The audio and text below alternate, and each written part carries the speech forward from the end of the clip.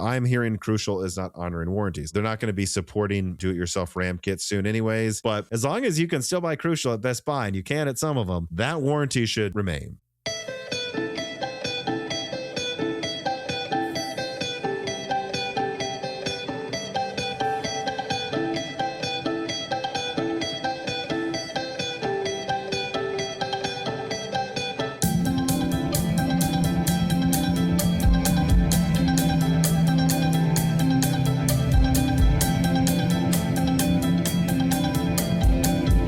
Welcome to Broken Silicon, a gaming hardware podcast. I am your host, Tom, and today's sponsors are David Protein Bars. Get a free carton below in the link. Also, Wondershare Recover at V14, where you can get a free trial below, and CDkeyoffer.com, where you can get Windows 11 Professional for just $24. Dan, how are you doing? Pretty good. How are you doing, Tom? I'm doing well, but I do have a question, Dan. Am I Unk? Sure. I don't really remember what Unk is supposed to mean. I know that's something the kids are saying, but I'm not a kid anymore, Tom. I can't keep up with all their lingo. So perhaps that might mean you are Unk as well. Oh. But let me see here. Whatever Unk means. I say this because I recently noticed a comment in YouTube that said, Unk, can you drop the beard care routine? So I have a few problems with this comment from Goon to Bartlett Lake. Okay. Well, the name explains everything. The name explains that this is probably an unserious person with an unserious question. But it might be serious. But first of all, there is no beard care routine here. There is just I take showers sometimes. Number two, I don't know, man. I'm just going to embrace that I'm Unk. I believe, Dan, it's supposed to be somewhat derogatory, and it means you look old, and it is what it is. I'm not running away from it. I am become Unk. I do look older than I did when the channel started, and it is what it is. I probably look a bit older too. I've noticed there's one or two gray hairs in my beard now, so I'm officially old, wise, and distinguished now. So I would say, honestly, you actually look younger than 2 years ago, but older than 6 years ago when we started the channel. Sure. Yes. But okay, here. Things change. Let's move on to the first question, which is another unserious one from Captain AI. Of course. More AI names. He wants us to try to do a Jack Black impression, which I think my default Jack Black would just be like, I don't really have a way to get into Jack Black because he has a mostly normal voice, I feel like, but I'll just go with skadoosh because that's something he says in Kung Fu Panda, a movie I have not seen. I would say, too, I could do him in Nacho Libre, just big keys, lethal keys. Yes. His normal voice in Nacho Libre. Keys. Yes. Me and you actually say that all the time. We quote that from Nacho Libre. I still, if I write a letter, which is almost never, put big kiss, little hug, big hug from Nacho Libre. It's exclusively during holiday letters, basically, but in birthday letters. Now, the only reason this question was submitted is I believe offhand I said I could do a Jack Black during a live stream when my brain was deteriorating in probably the last hour of it. So you can thank me for making us do that in the beginning of this. Well, I mean, I'm glad you really proved how good at doing Jack Black you and I both are. I think it was worth it. I think it was worth it. I will be honest. I cheated. I did play a Tenacious D song before we started recording. So I could remember what his voice sounded like. I went into that skadoosh cold, everybody. Let it be known. I was conjuring Jack Black's voice. Versus me. So when someone was like, that was a dead ringer for Jack Black, oh my God, I didn't know Jack Black was a guest on the podcast. That was indeed me just conjuring up his voice cold. Jack Black as Kung Fu Panda, right? Yes. All right. First, here are corrections from Carbon Cry, who said, you say in the recent video that Medusa halos would be monolithic. But if I understand that right, they have an RDNA 5 tile with a memory interface in that GPU tile, and then that should be connected to a CPU tile with Zen 6 cores. At least that is how I understood them. Or is that all on one die? And AT3 4D GPUs will still have a full CPU they will disable. No, I just misspoke in a recent video. Like I had one line where I said, basically the argument I was making is I think Panther Lake's excellent. I think this means that AMD should be taking Nova Lake incredibly seriously, and therefore whatever they can do to get non 4nm APUs. 4nm they've been using since Phoenix in what, like 22, 23, I think. Like it's just ridiculous how long they've been using RDNA, 4nm for their APUs. That they should get to 3nm as quickly as possible. And well, Medusa Point can add 2nm chiplets, and so can Medusa Halo Mini. They don't need them. They don't need them, I think, to be more competitive in Panther Lake and efficiency and performance. And they should just get out the monolithic 3nm versions as soon as possible. Which, when I say it that way, it sounds like they're all monolithic. They're not. Medusa Point is monolithic by itself. And then can add a 2nm chiplet to go up to, I think it was like 22 cores total or something. Medusa Halo and Medusa Halo Mini, though, work like Xbox Magnus. There is an N3P, or I've heard maybe N3C GPU chiplet, and then that connects to another N3P, supposedly, CPU, and I think NPU, whatever, chiplet. So, no, it would not, those would not be monolithic, those versions. They would still need one bridge die, I believe. Some more advanced packaging, the Medusa Point. Still less packaging and much cheaper nodes than what Nova Lake will use, right? But not monolithic. So I actually already edited that part out of the video. It was like literally 1 second and I thought of it after Carbon Cry said that to me. Like, oh, why did I say that? Like, but Carbon Cry made sure to catch it for you. Yeah, but there might have been. I actually did feel bad. I was like, someone could have watched that though and been like, this is monolithic. And I was just thinking, like, why did I forget that? But I don't know. I was probably tired when I was recording that part of the video. We all misspeak sometimes, Tom. I've never personally done it, but I feel for you. Yeah, you can empathize. You can imagine what it would feel like to be wrong. You've just never been. Yeah, wrong. Exactly. Yeah. But I am sometimes wrong, and that is why we do corrections at the beginning. And I thank Carbon Cry for helping me set the record straight on that. And now, let us continue to our first story here. Story number 1, RTX 50 Super allegedly pushed back further because the RTX 60 series is allegedly now coming out in 2028, quoting from Tech Power Up. According to The Information, which is a website, Nvidia has reportedly entirely postponed the launch of its GeForce RTX 50 Super refresh, as the company's executives are allegedly prioritizing AI accelerators over the gaming sector, which consumes precious cutting-edge GDDR7 memory. Finally, the fate of the next generation consumer GPUs from the company codenamed Rubin, the RTX 60 series, has also been pushed back in the company's internal roadmap. As the information source notes, the RTX 60 series Rubin was planned to begin mass production in late 27, which is still far away, but that might get postponed as well.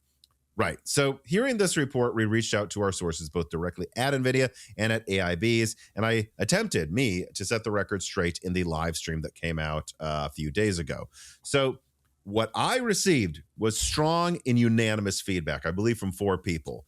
And it was that no such decision has been made to postpone the 60 series. Even one of the sources who worked at NVIDIA insisted that they expect a late 2027 launch with no change in schedule. You see, it's quite early to get firm confirmation of changes anyways as well. Delays can happen, if necessary, at most a year before the planned dates. When it is actually clear the schedule has to be adjusted, though, and when partners need to actually know not to expect a product by the original dates, which I think is important to note as well. That's something I said in the live stream, which is that, to be clear, I could see things getting pushed back, but what I'm told from anyone who's a partner of NVIDIA is they just haven't been told about the 60 series yet, number 1. Number 2, people in distribution who've sometimes talked to people at NVIDIA and someone at NVIDIA said that they still would expect some launch in 2027. So again, could it be delayed? Maybe. The 60 series, that is. But if it is, I don't think they would have made this decision a year earlier than they really would need to make the decision. Furthermore, an important note from that report as well is about the supply issues plaguing NVIDIA. At least according to the sources I've talked to recently, the supply shortages as of today are not being caused by memory, at least not for this sort of a decision right now. Apparently, by now, it is mostly the silicon itself, as Nvidia has had to reallocate 4-nanometer wafers from gaming products to AI chips, as they have vastly overbooked their orders to their AI customers, and they simply were not going to keep up with supply unless they slashed GeForce production. Either way, whether RAM or wafers, the effect is the same. There's nearly no supply of the 50 series and postponement of the 50 Super. Even if there is memory for the refresh, why would you do a refresh of the 50 Super series if there aren't any GPU dies to sell with the RAM? Anyways. And so, by the way, again, just to be clear, what I can confirm is partners don't know anything about a 50 Super series coming soon, nor about a 60 series delay. Could they have canceled the 50 series, Super series, delayed it to 2027, delay that? Maybe, but I don't believe that decision's been made yet. Yeah, I mean, this makes sense to me. Like, given what Nvidia is selling right now, I would imagine RAM is no object to them, because they need to sell as much of it as they possibly can, because they are, I'm sure, making a killing in the AI game. And in the same vein, we've talked about this ad nauseum at this point. We don't really know how long the memory shortage is going to last for, so I don't know why that would influence a decision to cancel already, or not cancel. Well, I guess for the 50 series or Super series in this, maybe, or delay in the case of the 60 series more than a year and a half out, probably. I don't know. Like, it just seems to me like this RAM shortage is going to be kind of chaotic, is really the way I think I would put it. Like, it doesn't seem very clear to me how long it will last, to what extent it's going to affect supply, and for how long. So the decision to delay for 2 years, to delay all the way into 2028 at this point, I don't know, doesn't seem to track. And I guess if they were to delay more and more, it's because that AI bubble continues to not pop. But Tired IRS employee writes in and says, not really a question, but I just want to point this out. Currently, there are a lot of orders for RAM that have not been filled yet, for data centers that have not been built yet, on land that has not been bought yet, with a lot of public pushback against this ever happening. Just an interesting thing, I think, to remember for DDR and LPDDR costs. Yes, and I do think that's worth remembering as well. Like, we've got to separate like what's going on with all of the things that causing RAM shortages into different buckets, and really understand what they mean. Like I keep trying to communicate to people, like, OpenAI surprise bought up the world's supply of RAM, and then everyone else panic bought what scraps were left. That means they have it. They have the RAM. They're not like, and that means in future orders, they're much more hypothetical for some of these companies versus other ones, because they might already have enough RAM for a year, right? And then a lot of these other orders have not been filled yet. So like this idea of like, well, no one will be able to get RAM in a year, there's delays for 3 years. Yeah, if nothing changes from now, but like, what if the bubble pops? Half of this stuff has not been built, secured, locked down by a company, but some of it has. So I think it's worth just remembering that, like, were the AI bubble to pop this summer, no, the situation wouldn't be fixed overnight, probably not within a month. But this idea of no one will be able to get RAM for a reasonable price for 3 years, no, it'd probably be fixed within 2 months. It could reverse much quicker than 2021. Again, something I've explained before too, because this is like a corporate based shortage, not a consumer based. You have rolling shortages that last for a very long time because people keep panic buying, right? Whereas contract secured, not secured, it's very easy to just stop what's taking the RAM out of the market. Yeah, and just to that his point about just the public pushback, like, it is interesting. I'm seeing it right now. There's a data center that's being built, and that wants to be built in a suburb near Madison, where I live, and there's a substantial amount of pushback happening. Like, I saw I saw a news story for like where the suburb that it's supposed to be built in. The room was overcrowded. The town meeting went on for over 2 hours of people complaining about not wanting a data center in their town, and it's because all of these data centers make things more expensive a lot of the time, and they cause weird effects. Like people talk about like noise pollution issues. I don't know. I think this public pushback of AI expanding in the way it does really will reach a critical mass at a certain point, because people don't. I think probably by late this year. Because people don't want these data centers in their towns, despite the fact that they should bring jobs to them. But that's the thing, is they don't bring jobs. It takes like 2-4 people to maintain this dang thing.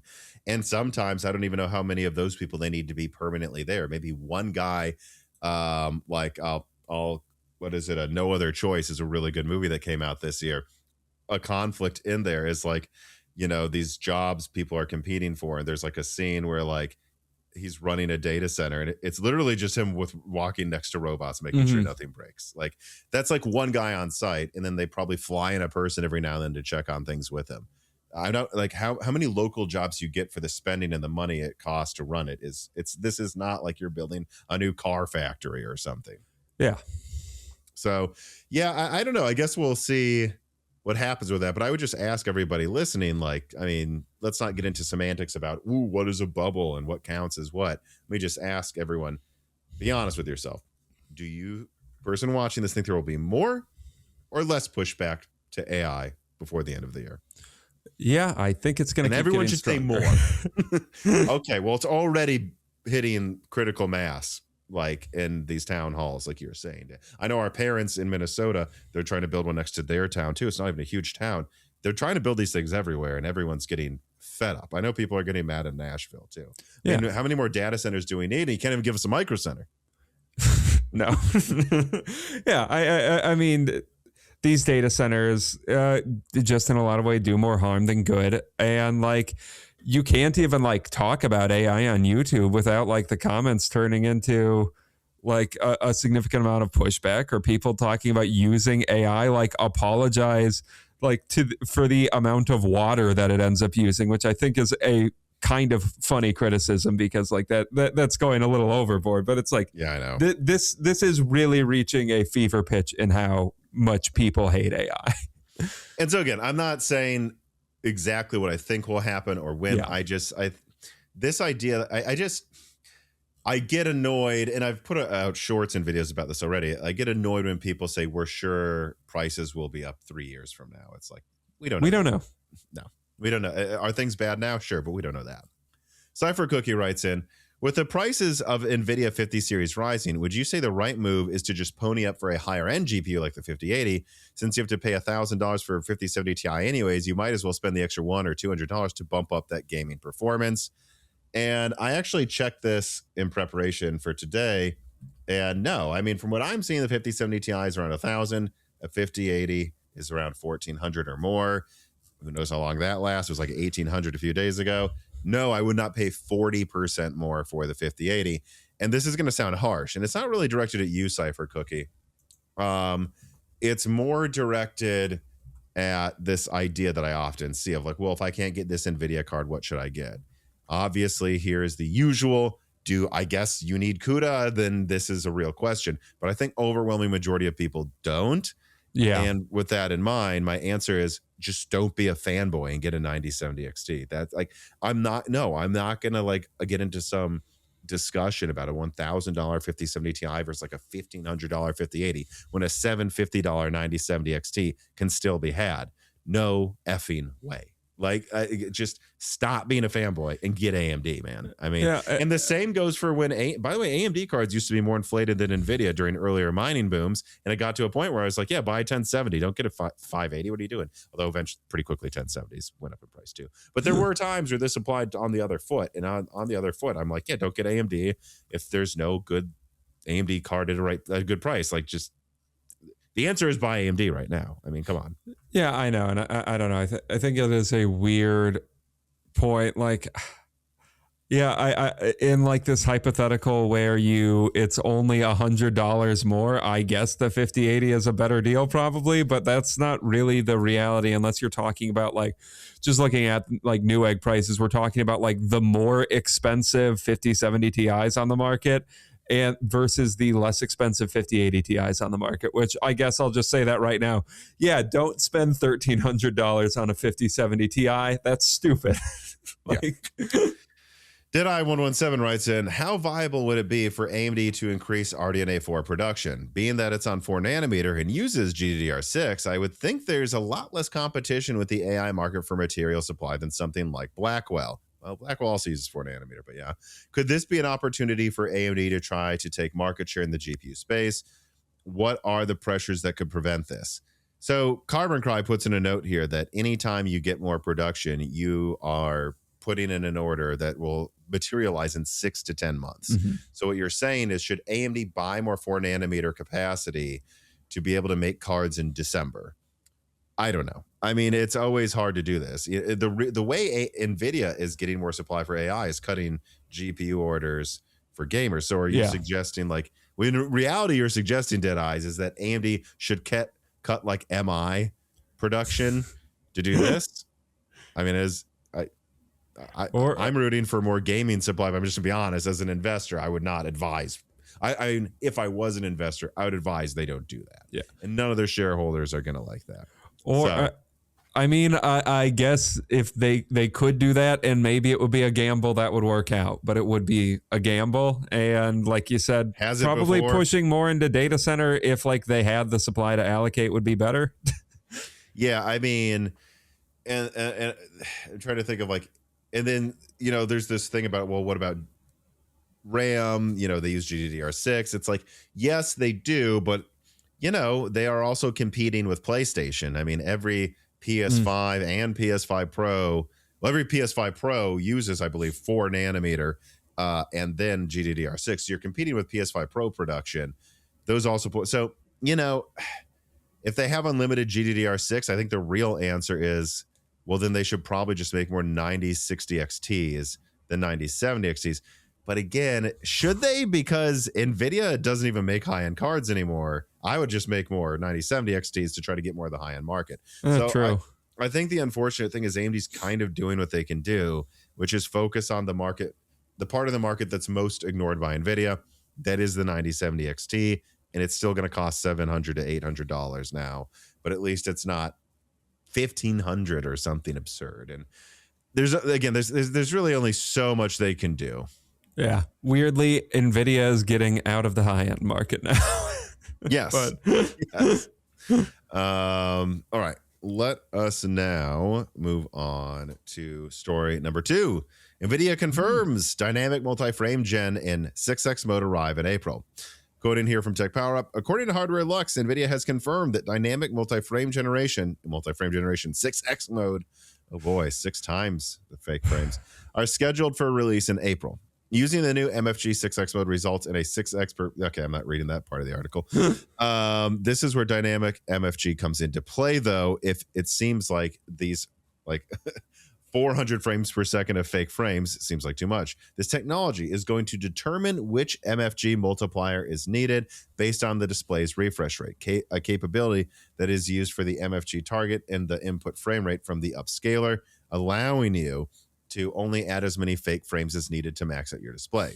So yeah, while NVIDIA isn't really making many GPUs right now, they sure are moving on the software front, which is a funny paradox. NVIDIA makes software but not hardware, while Radeon makes great gaming GPUs but doesn't make the software to support them. We have already seen DLSS 4.5 upscaling, but of course, FrameGen is where it's at. After all, you still need to compute, say, 1/3 of the pixels for upscaling. Well, for FrameGen, you don't really need any for several frames, soon for 6 times. So MFG6 is just stretching multi-FrameGen further, but it is really a tool, not the end in and of itself. That end is dynamic MFG, which will change MFG multiplier on the go as needed. And this really is how FrameGen should have worked the entire time, in our opinion, at Moore's Law is dead. But there remain serious quality concerns. We will need to see this tested, especially with NVIDIA's implementation where the entire frame gets generated, unlike AMD's admittedly clever choice to keep fully rendered UI and thus avoid the most notable noticeable artifacting. So hopefully Nvidia actually improves the visual quality, not just how fake frames get inserted into our eyes. It is really weird they don't render the UI separately still. That is actually kind of odd. But I don't know. What do you think about this, Dan? I do have to imagine at a certain point, like once you're to one real frame, 5 AI frames, at a certain point the game is maybe it won't, but at a certain point I have to imagine that would start looking weird to me. But anyway, it's like I don't know, the concept of having MFG6 just kind of makes no sense to me. Like, what monitor even is this for at a certain point? Like a 360 hertz monitor running the game at where you're running the game negatively at 60 hertz. Like, who is this for? I guess I can see the push for MFG4, I guess, to some extent. If you're running your game, like I typically cap my games at like 160 frames or something in 4K. Yeah. And then what this does is, and you don't notice it, at least if the latency isn't better, when it drops to 140 frames in like Battlefield 6, it just inserts 20 fake frames so that it looks as smooth. This is always what I thought MFG would be. Like without this dynamic insertion, I think it is a horrible piece of tech that I will continue to ignore. But hopefully this is good, because I might use it if that's all it does is smooth around the edges. Well, force me to run at a lower native frame rate than I would otherwise. Well, maybe I'm misunderstanding too, though, because what makes me nervous about the idea of dynamic MFG is like, so it decides on the fly what multiplier to do. Does that mean it's like deciding from like, because we've discussed this concept of like topping off the frame rate with AI generated frames to keep at the max frame rate before, which I think that's theoretically the best implementation I could think of for frame gen. Like if you could get it to work, but like if they're saying which multiplier to use, does this mean that it's just going to like use a base frame rate of 60, and then if you have a 240 hertz, it's going to be what would that be? 4x? Jesus. Or if it's like a 300 hertz, it uses 5x. Or if you're getting is it going to like dynamically switch between 2, 3, 4, and 5x? Meaning, or if you're like if you're looking up at the sky in Battlefield 6, it runs at 240 native, but then something explodes and you drop down to 180. It switches, or like you say it has to drop to like 2x and then 3x. It can't just do 2.1x, 1.1x, Yeah. I guess I don't know. I always assumed that meant that it would drop to like go from like 1.1, 1.2 all the way up to 6x. It wouldn't have to just switch 2, 4 in different tiers. Because if it's a tier switching, that's gonna feel terrible. Well, yeah, I hope I'm wrong, and I would imagine that would feel terrible. So I guess I hope that's not the implementation of MFG that they're doing, because like this at least sounds close to me like the thing that we've been talking about with dynamic multi-frame gen. So I really do hope that's how it ends up working. I'm just worried that like it's going to continue to be this thing where like MFG or I should just say frame gen in general only really works if like you have a native frame rate of 60 hertz, which kind of just already sucks if you have like a 360 hertz monitor. Why did you invest in that 360 hertz monitor if you can only run games at 60 hertz anyways? It's another quite valid point, But moving on to something that I'm excited to do, which is to change to the next story with story number 3.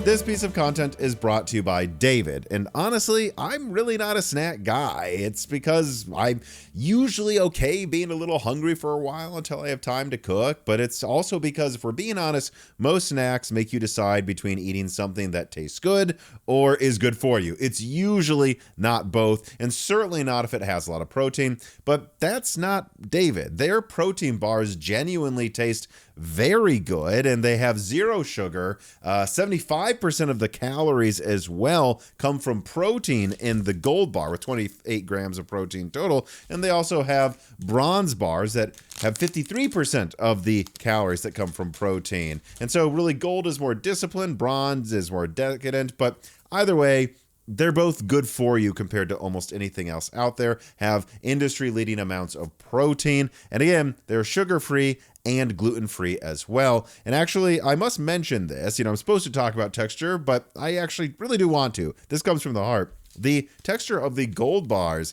I specifically really like. I mean, I had the salted peanut butter flavored bar, and I've got to say that it tasted kind of like, or the texture is almost like cookie dough, and yet there's no stickiness, there's no sugar coating on your teeth, there's no picking at your teeth afterwards. It feels like you're eating a dessert, and yet it goes down smooth. And I do mean goes down, smooth, right? Some things you eat and you're like, that wasn't good for me, was it? I didn't get that feeling. And so I really do recommend this. And in fact, I will say that my girlfriend especially likes the more crunchy textured bronze bars as well. And so they really have something for everybody. If you're disciplined, they've got the gold bars. If you want more of just a snack that's still healthy, they have the bronze bars. Either way, you are covered by David. And so, yeah, if you're interested in trying out these bars yourself, right now, I have a special deal where if you scan the QR code on screen or use the link in the description, you will get a 5th carton for free if you get 4 cartons. And this also helps out the channel a ton. If you can't wait, they are at Target, Walmart, Kroger, Publix, and other locations as well. So either way, they're easy to find. But please do so through the link in the description. Support Moore's Law is Dead by checking out David today.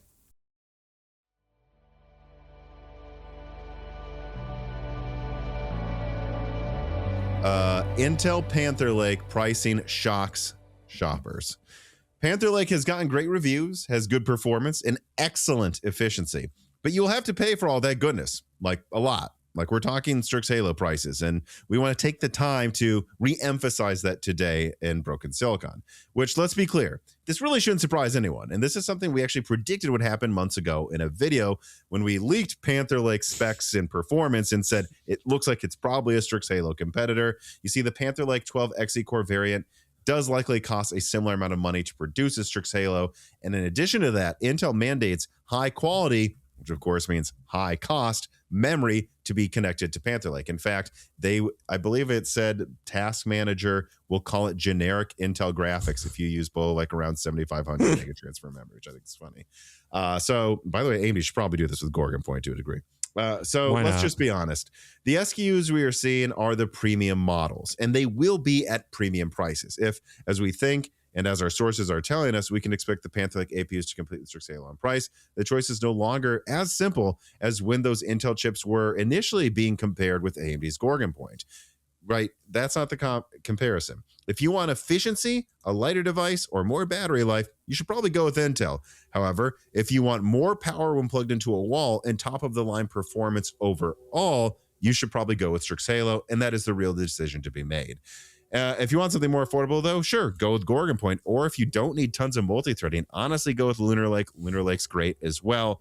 And also, Lunar Lake has a unique benefit of having memory directly on the CPU package. So OEMs were able to buy up a lot of Lunar Lake, even as memory prices were about to skyrocket late last year, meaning there might still be reasonably priced Lunar Lake laptops around for months to come. So that's really probably the budget premium APU you should be looking for, as, again, Panther Lake is not budget. Oh, and one more thing. In the recent live stream, I confirmed that in the back end of retailers, like you can go and look at their listed pricing. Like, obviously, like it's not like Intel goes to, or Dell, I guess, maybe, goes to like Best Buy, for example, and it's just like, here's your pricing today. They know months ahead of time when pricing shifts will happen. A lot of pricing leaks I get are from like Newegg or Amazon or Best Buy or Microsoft, like all of these retailers. Like in the back end, they'll say, hey, I'm seeing this graphics card, these laptops as actually being around this price. And actually, I'm seeing here that they are set to increase in price by $100 in a month. I've seen that type of stuff in the back end at some retailers with Panther Lake, where it looks like in the coming months, they will be adjusting up prices on several models. That's why you've seen some $1,300 models shown off instantly sell out because there were almost none of them available. They might reappear later at a higher price. And so what I'm saying is, yes, some Panther Lake laptops, even with the decent graphics, may cost $1,500 or a little less than that occasionally. But on the whole, I have seen volume information and pricing information behind the scenes. They're going to be around $2,000 much of the time for the best models of Panther Lake. And the pricing is actually going up from that unfortunate leak I put out like a week or so ago. So, Dan, what do you think?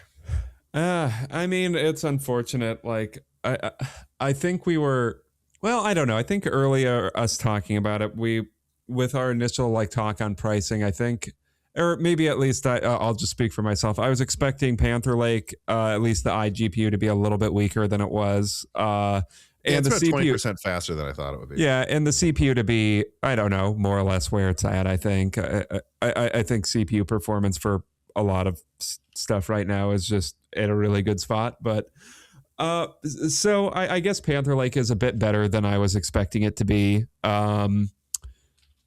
Like just from a performance perspective, the market's in an insane place right now as far as pricing goes.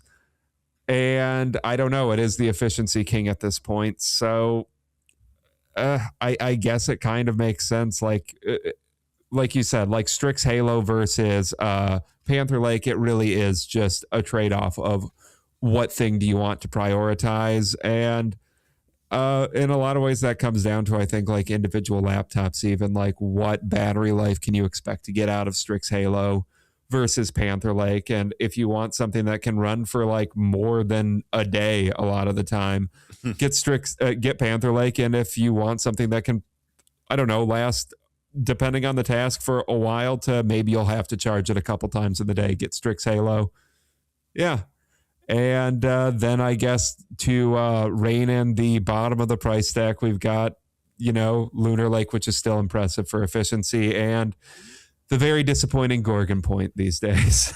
Which again, though, if it has decently fast memory and is 1200 or less, and it's cheap, if it's half the price of Panther Lake, I would actually choose it over that, unless you had some reason to need that much graphics, because it can still run all games. Its CPU is actually just as fast as Panther Lake, most of the models, actually much of the time.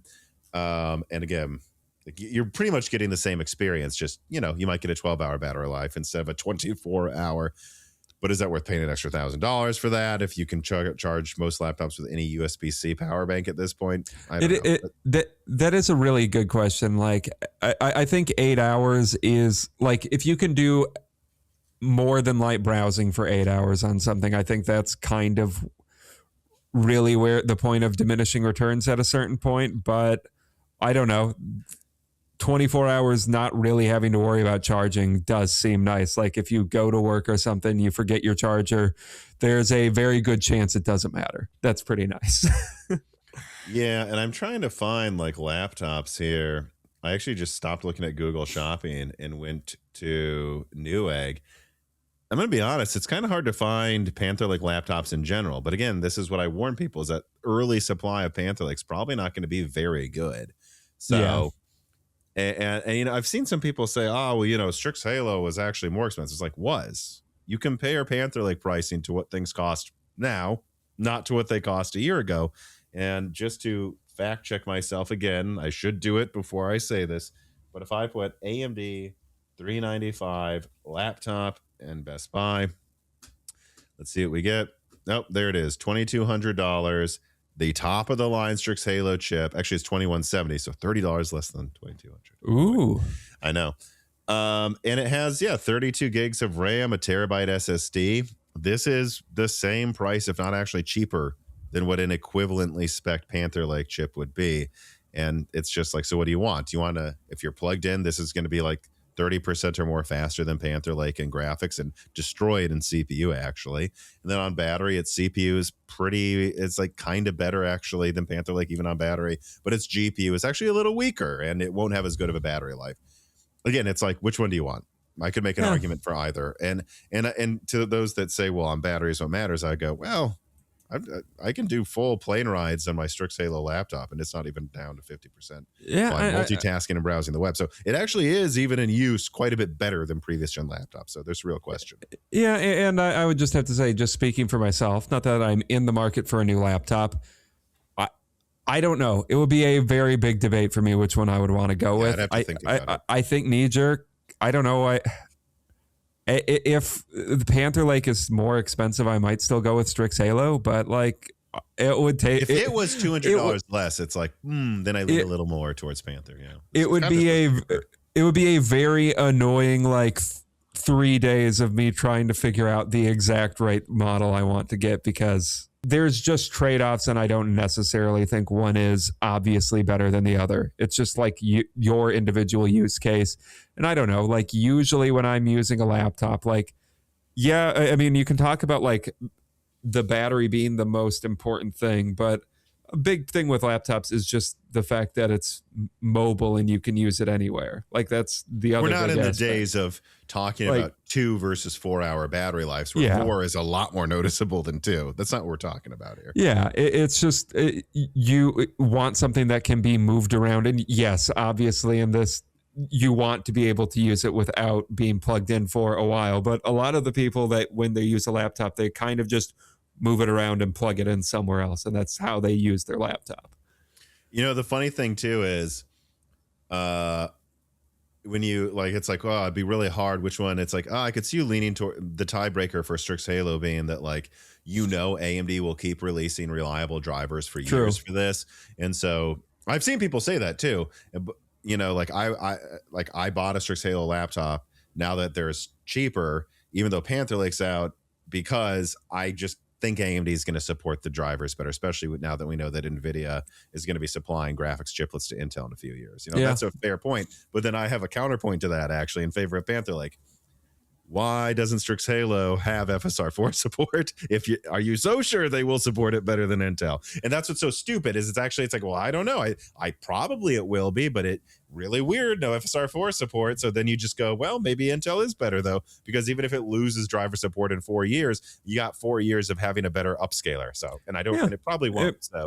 And I guess I will say just, it's not that AMD ever like, and I guess this is mostly about discrete GPU, but it's not like AMD ever like completely drops support on something early, but there are periods where where it's like, why hasn't AMD released a driver update for like 6 months or something crazy like that? Like that has happened with AMD before. Yeah, so AMD isn't perfect.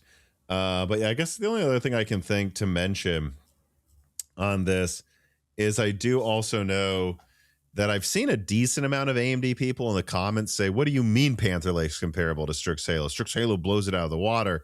And I'm like, you know, I'm just pulling up something from Just Josh, who of course was the last guest on Broken Silicon.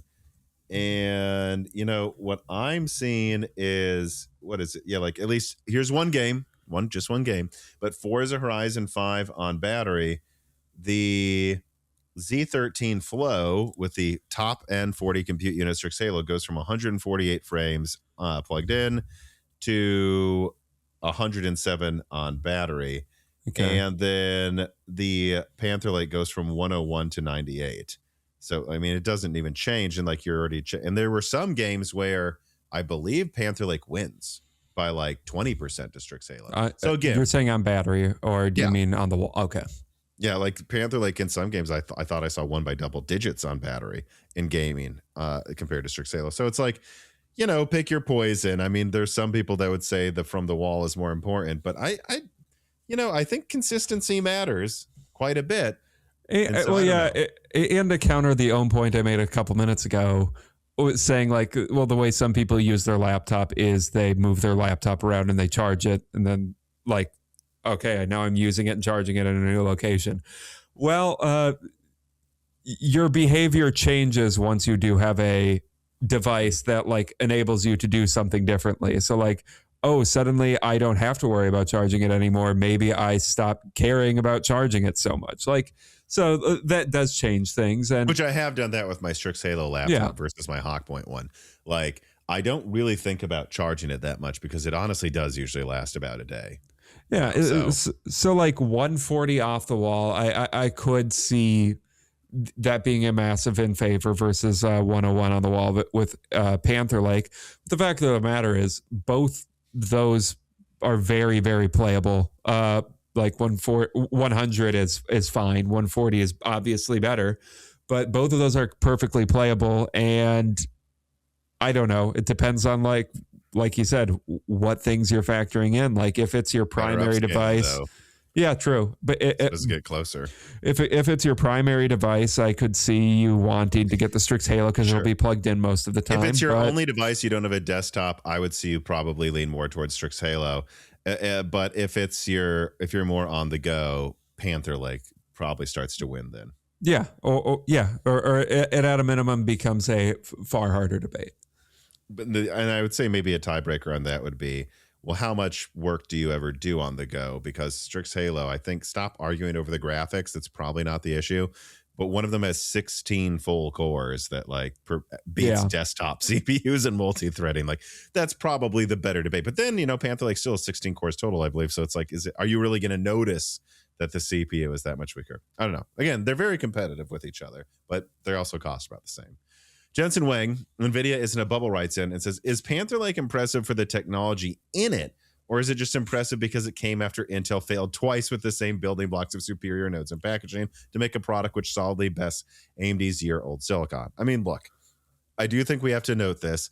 Panther Lake has a 2-node advantage on Strix Halo. I mean, come on. One of them's 4 nanometer, and then the other one isn't 3 nanometer, isn't 2 nanometer. It's Intel 18A, and on top of that, it has backside power delivery, all this other stuff, right? Like all this other packaging benefits that I don't know that Strix Halo has. So, I mean, it's kind of like when the first Apple chips came out, and people were like, "How is Apple making this thing perform like whatever it was in RTX?"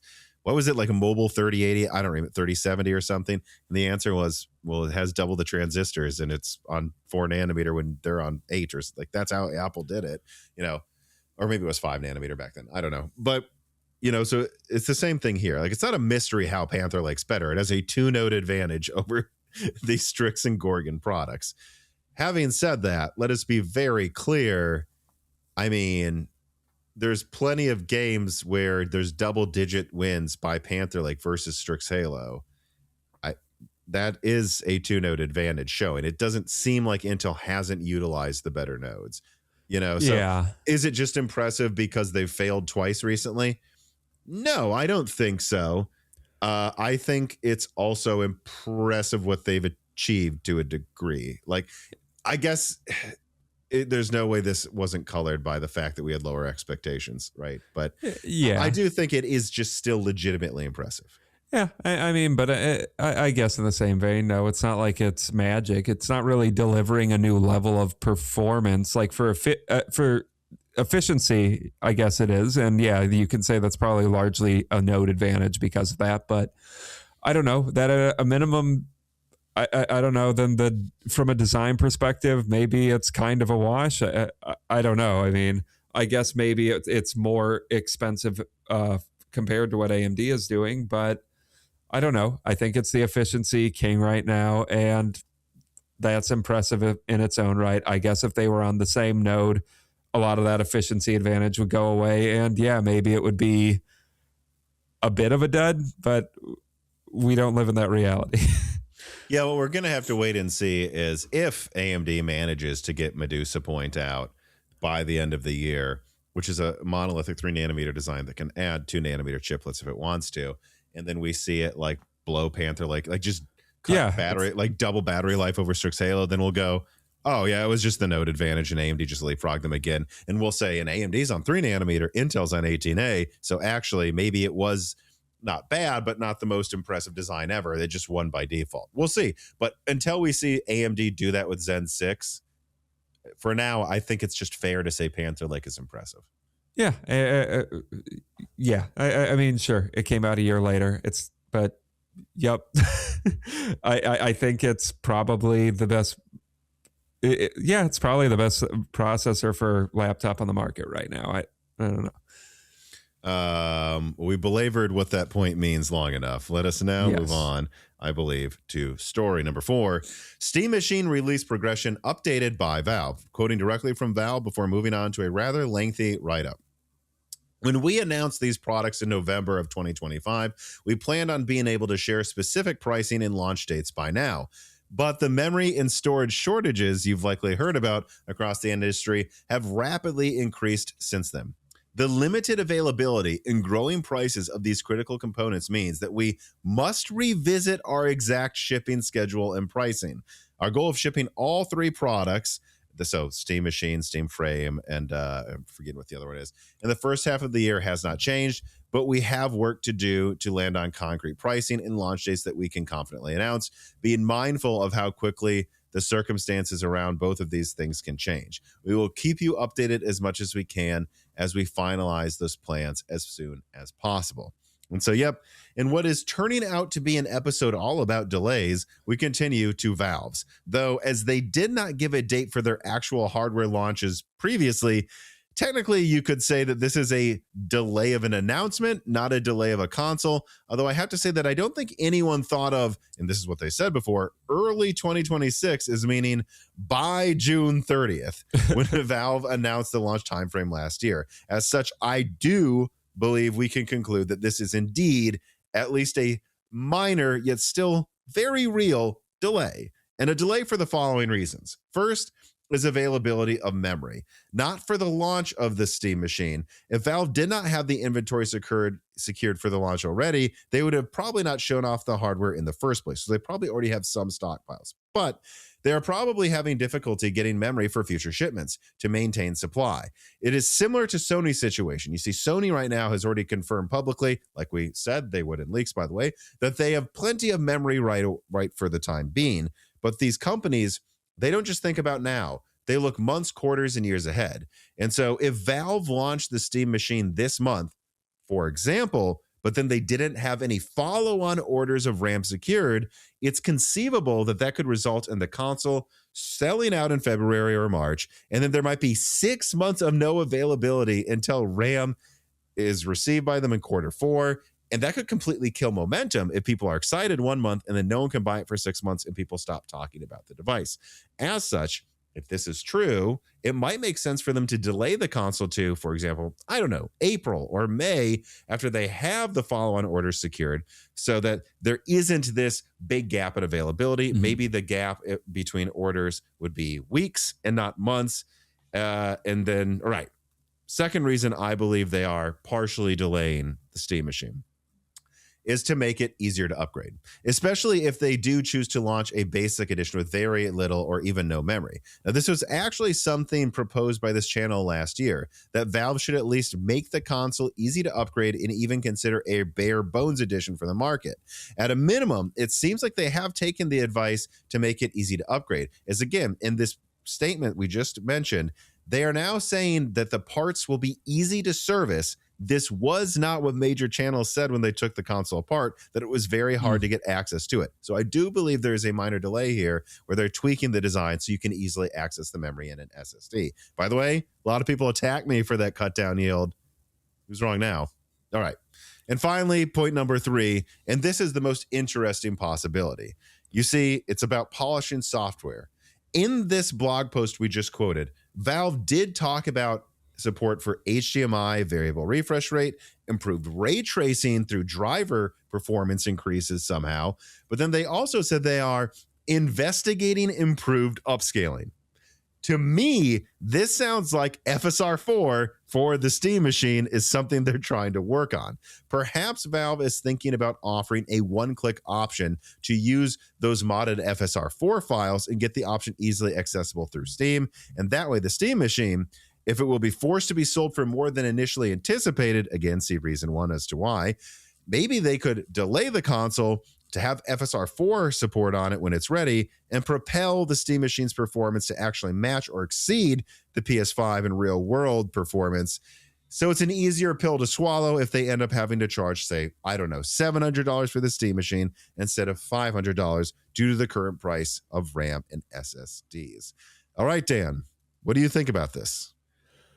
I mean, I hope it doesn't turn out to be reading between the lines, but I would really hope option 3 is part of the calculus, because if that they're trying to get some type of support for RDNA 4 on their, not RDNA 4, FSR 4 on the Steam Machine, crossing my fingers that would mean that support would then come to other RDNA 3 GPUs at some point or another, because I would assume that has to be done at the blessing of AMD to some extent because they're business partners there. But I guess I don't know. If it does. But I don't know. Just it's funny. This blog post came out like a day before the live stream, and then when I was like 30 minutes before it started, I was like going through the reader mail submitted by patrons ahead of time, and one of them asked about the Steam Machine thing. I just went into the Moore's Laws of Discord and said, what happened with the Steam Machine recently? They posted the link and I read it, and I actually ended up reading it live on the live stream, and I came to these conclusions just looking through it. I'm like, oh wait, by June 30th. Look, I know some people are saying they haven't delayed it. Do you agree that there's no way they intended to not announce it by now, which they confirmed? So that means it's kind of a little bit of a delay.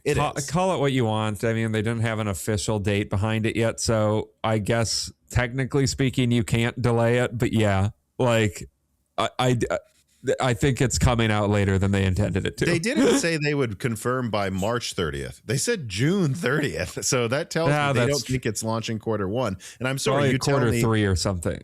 Well, I think quarter 2. But okay. But Dan, is quarter 2 early 26? No, I don't think it is. It's not. Who's going on vacation in June and being like, oh man, this year's just getting started? Well, Tom, if they do it by June 29th, that is technically the first half of the year. They technically got it in an early. If your definition is of early is first half, Tom, they got it in early. So I don't think so. I think this is a minor delay. And I think you can read into that again. I don't remember if it was Gamers Nexus or Linus Tech Tips, maybe both. But I think they looked at the Steam Machine taken apart and they're like, it seems really hard to access the RAM or the SSD. And now they're directly saying easy to access. So I think they already have responded by changing the design. And then, there's the FSR thing. I'm sorry. They're saying they're looking into upscaler support. I think they know. I think it's very obvious what is going on with the Steam Machine here. They are trying to get their next follow-on orders of RAM secured. I've heard behind the scenes, I leaked this in the last live stream, that Sony's struggling to secure RAM orders for 2028, and they're worried that they might have to pause production. So far, I don't think they probably will have to, but it's not going as smoothly behind the scenes as they thought it would. That tells me it's probably not going any better for Valve. They're a smaller company. Yeah. And so they're like, all right, we need a month to know when we will have RAM, or a few months. And in those few months, we're going to try to get FSR 4 working on the Steam Machine, and we're going to tweak the physical design so that it is easy to upgrade, so that we can either offer a bare bones edition, like I said, I think they probably should offer, or, it makes it less of an issue. Like maybe they need to downgrade the SSD or the RAM, and it's like, yes, but you can upgrade it. And if you have you have any RAM around, if you have a guy you found on Facebook Marketplace, you could secure it. We're giving you more options here for the future. I think it is painfully obvious, the upscaler update, the tweaking of the design, and, working on that. Will they wait to make sure they know how much RAM they will have for what price in the meantime? I think that's obvious. That's what's going on here. Yeah, and I do just think that working on serviceability, I think it will be received a lot better than it would have been otherwise if this thing was unserviceable, or all you could really do to it was, I think, upgrade the SSD. I don't know if that would be or upgrade the storage in some way. I actually don't remember how they initially announced how it would work, but yeah, I think it would get a lot of I think this route would get a lot better press coverage than the alternative. Well, if you remember in the original unveiling, they talked about how you can just put a super fast SD card in there to upgrade storage. Right, yeah. Why would they have emphasized that if they meant for you to ever upgrade the SSD? Again, not that you can't. Technically, you can upgrade the Steam Deck's SSD. It's just not easy to for a novice.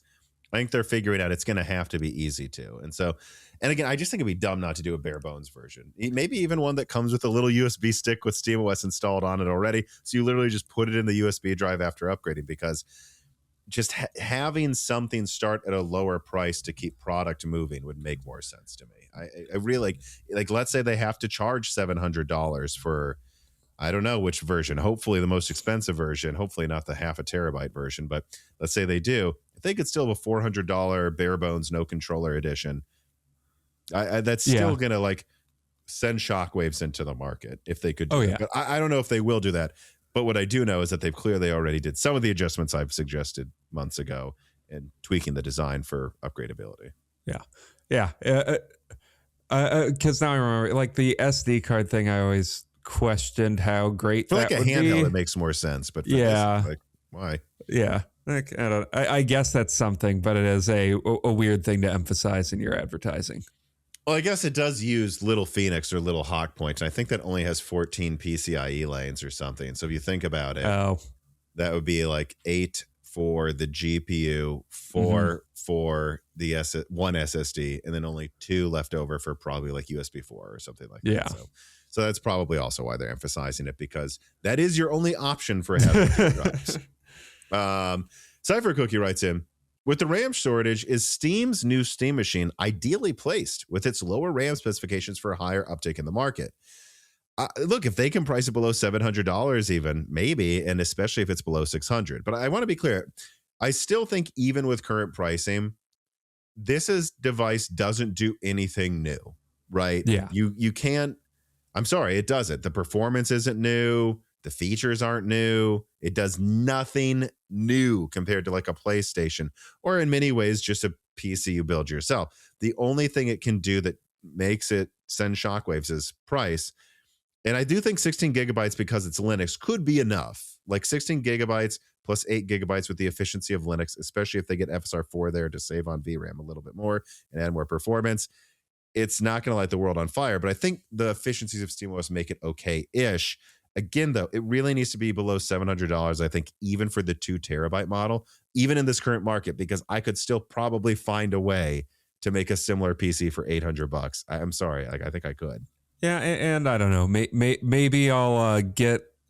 Maybe I'm you can go to Micro Center right now and get RAM for free. Well, so let's just be clear about that. Maybe I'll get some hate in the comments for this, but I don't know. There is something with Valve that PC gamers especially just love Valve and think Valve can do no wrong. And I like Valve too. Like, I think they're a good company. I think Steam is, I like Steam. I like SteamOS. I think a big part of what the most exciting thing is just the fact that SteamOS is clearly they're trying to make a push into PC or desktop in general with this. And this is like their opening salvo.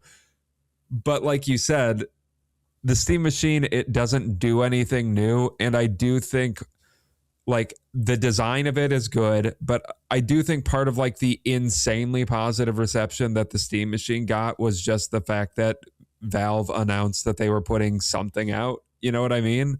Like, imagine if Dell or something said that they were making a similar computer. I mean, we already have that kind of. It's like a NUC, right? Except this is I don't know, bigger, more upgradable NUC on SteamOS. I don't know. I think the big thing is the fact that it's SteamOS. Well, I've seen people say, yeah, but it's really small. It's not smaller than this. No. Like there's plenty of, there are other mini PCs out there, like you say. The only thing it has is price, and I guess its integration with Steam and its controller, but there's ways to do this with anything. So it has to nail the price, even in an inflated market. Like I said, as I always do, cut you off. On Micro Center right now, I talked about this on the live stream because they sponsored it. Like, you can get a motherboard and a 9850X 3D and 32 gigs of RAM, Dan, for $700. So that's $200 for the CPU and RAM that usually is $400. So like, you can tell me, well, in this market, it's still a bargain at $1,000. No, it's not. I can go to Micro Center right now and build something better for less money. Yeah, guys, they got to nail the price. They got it. Don't tell me. And if it's more than 700, I don't care. That was a mistake. They got to put up or shut up. Like, are they willing to be aggressive? Are they willing? And all the more now, by the way, if they manage to do like even $600 for one of the cheap one and $700 for the other one, and hopefully $500 and $700, I don't care. Like, if Micro Center can afford to give you the RAM for free, somehow Valve can find a decent deal on RAM. And like, if they nailed the price, especially in this market, it would sell like hotcakes, and it would really put pressure on a lot of players in this market, including Sony, who has no pressure on them anymore because Xbox has committed seppuku. Yeah. But I agree. Like if they went for something like $1,000, I guess I don't know. To my point about like Valve, I think to some extent, I think PC, especially like PC Master Race, people think they can do no wrong in a lot of ways. I think it should be DOA if it doesn't end up being DOA at $1,000. But yeah, 700 seems fair. Mm-hmm. Well, speaking of Xbox, let us now move on to story number 5. This piece of content is brought to you by Wondershare Recover It V14. Even if you back up your files regularly, like I do, to an external drive, your data isn't always necessarily 100% safe. Backup does not automatically mean recovery. Yes, it feels secure to duplicate your files, but something can still go wrong. And that's what most people don't realize, that external backups fail quite often from a whole host of events outside of your main device that you probably aren't putting somewhere else where things can go wrong. They can be dropped, broken mounting connections, depending on how things are stored or connected. File systems can get corrupted, or even just specific files, not the drive itself, becomes unreadable, but that still sucks if that was the file you actually wanted to access. And this is where data recovery tools come in. You see, tools like Wondershare Recover It V14 are not just there to replace backups, but to handle situations where the backup itself didn't cover what went wrong. Recover It V14 offers AI smart file recommendations. AI highlights lost photos and videos first, so you don't need to search manually and remember what might be wrong. AI bad sector detection and risk alert also detects drive issues before recovery, avoiding blind attempts, and it supports multiple data loss scenarios and devices. It is simple to use and beginner friendly for a recovery process app. And so, no, it can't magically fix everything, but it can fix far more dead files than you'd think. And without a recovery option, there wouldn't be any chance of recovering something in the event something you didn't plan for goes wrong. And eventually, something you didn't plan for does always happen to all of us. So backup is important, but recovery is what you hope you never need, but you should always be prepared to use and have ready. And so if you want to make sure you are thoroughly protected, check out the link below to get a free trial of Wondershare Recover It V14. Checking out the trial yourself costs you nothing, but it does help the channel a ton when you download and try out that free trial. So please do so to support Moore's Law is Dead by starting your free trial of Wondershare Recover It V14 today.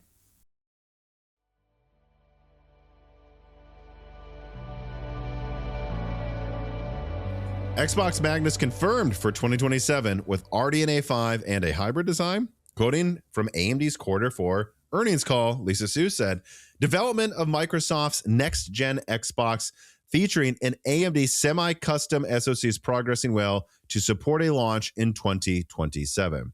Now, not to rag on AMD too much, but let's put this next to an event more hapless punch, Xbox. Confirming our own leaks, the next console should be coming, therefore, in 2027. Based on the Magnus APU we launched, including pictures of it if you missed it. Furthermore, there have recently been many more rumors of the next-gen console being a hybrid between a console and a full PC. Now, technically, we didn't know if it would for sure be a hybrid, but we were told it probably would, and the design suggested that it would, so we said we thought it would. And it would make sense for Microsoft to invite Steam, and now apparently, according to rumors, Epic Game Store directly onto Xbox, or not rumors, I think they actually said that somewhere. And as we leaked, AMD could even maybe use the Xbox Magnus design for other products, perhaps laptops, and the GPU chiplet will be used for whatever is the successor to the 9070 XT as well. So maybe Xbox as a console brand is dying. Perhaps it can go out with a bang, and a bang that allows Xbox gamers to migrate seamlessly to PC gaming. Dan, what do you think? This sounds like I don't know if there's really any way to salvage Xbox as a brand at this point. I think they kind of keep killing it, not in the good way. But I don't know. I think this sounds like the best possible swan song for what Microsoft could do as far as Xbox goes. Like, okay, a semi-custom chip. I mean, it would be cool to see that in other things. The fact that it might be a hybrid design, or the fact that it should be a hybrid design, I guess is the way I would put it. Like this aligns with that, and I think having some PC features on Xbox is really the best selling point they have. Like Microsoft, why you've had these two walled gardens of software ecosystems for 2 decades, like, makes no sense to me. Why aren't they integrated yet? And they're finally doing it after they've killed Xbox for 10 years. But I guess it's a last ditch effort that I don't get why they didn't make sooner. After they've just like held it down and been like, oh, stop moving. Yeah. Like, geez, like how Sony treated Vita. Yeah. I mean, maybe there was a point to it back like during the 360 era, like where, I mean, the console designs for like their CPUs were just so different. But by the time that they were using like x86 CPUs, why didn't like the Xbox One even have Windows on it?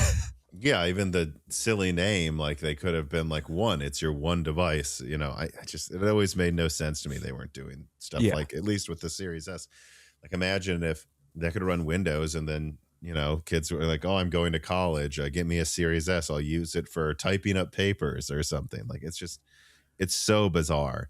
I would advise they stay away from talking about Copilot too much, though. I really would advise that next year. Actually, I hope they replace all the face buttons on the next Xbox controller with Copilot buttons, or just various AI buttons that do some other AI nonsense. All right. So I actually have 2 other directions I want to go in with this story as well. So the first is RDNA 5. I think this is an important thing. There'll be a lot of people that watch this video and they're like, oh, okay, but what about RDNA 5? What does this have to do with RDNA 5? Because it's going to use it right. And the answer is yes. There are multiple documents. Guys, I've even leaked pictures of what the dies look like. I have exact die sizes. It uses RDNA 5. And RDNA 5 shares chiplets between this and desktop cards. So if Magnus, and Lisa Sue confirmed this, if the next gen Xbox is ready for 2027, the dedicated RDNA 5 GPUs will be ready for 2027. And I've also leaked documents showing that some of these products are supposed to be ready for release mid actually next year, potentially. Now, of course, things slip. Who knows if it's late or whatever. But I think this fully finally confirms that RDNA 5 is not just in Xbox, but probably in laptop and desktop as well, coming out next year, right? Yeah. Go on. No, you were just making me think of the scene from SpongeBob SquarePants. Like, it's a popular meme now. It's, if this is your wallet and it has your name in it, yes. So this is your wallet. It's not my wallet. Like, yeah, of course. Like, yes, I think we can confirm that RDNA 5 is probably coming out next year. Right. And so then all right. So these are 2 more interesting conversations. First, let's do the PC gamer one. Do you think Nvidia should care if AMD, and I've leaked the specs, I mean, let me pull them up again for big RDNA 5. This is the AT0 configuration. Do you think Nvidia should care if AMD launches and who knows, the exact compute unit count can change, a 154 compute unit RDNA 5, which in tests and simulations I've seen behind the scenes has 10% better IPC and rasterization than RDNA 4, which is already pretty fast per CU at that. And then also has like over double the ray tracing capabilities per CU. Should Nvidia care? Because if you do the math on that, that gets you something probably 2 to 3 times faster than what AMD has now with RDNA 4. If so facto, 5090, not just killer, but destroyer. Should Nvidia care if AMD has a flagship come out that like is way faster than the 5090 and they don't have anything for half a year?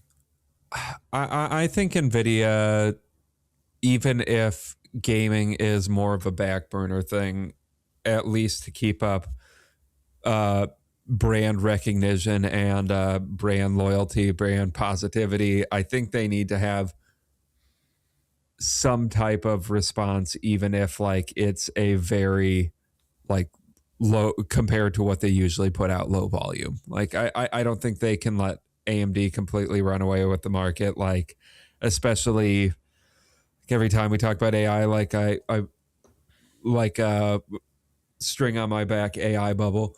But like Nvidia has to be considering that that's a realistic thing that will, like, this will change eventually, and gaming is a reliable market for them. Like, I think for that alone, they have to have some type of response, even if it's not as high volume as they would necessarily. Again, even if it's usually. just like the RTX 50 series, the 5090 comes out, takes all performance crowns, and then no one can buy it for half a year. Like, even if that's what they do, when I see these reports of delayed to 2028, AMD has just confirmed they're launching RDNA 5 next year. Do we really think Nvidia wouldn't have an answer? Remember, people, this is the same company that I've covered in video after video will do things like not have any supply for the 3060. 6600 XT comes out. All of a sudden, you can buy a 3060 for, like, this is the company that always seems to have a launch ready when the competition enters the market. Yeah. So, like, read between the lines. I think Nvidia kind of has to have something come out next year, right? Yeah. And I don't know. Unless AMD massively fails expectations with that design for one reason or another, I don't think it could just be a 5090 Super. Yeah. Well, yeah, and that's what we've also talked about offline, I believe. Like I have a document. Let me pull it up here. A leak I put out. And yeah, I mean, my scratch math, which do not quote this as me saying this will be the performance. Good Lord, people.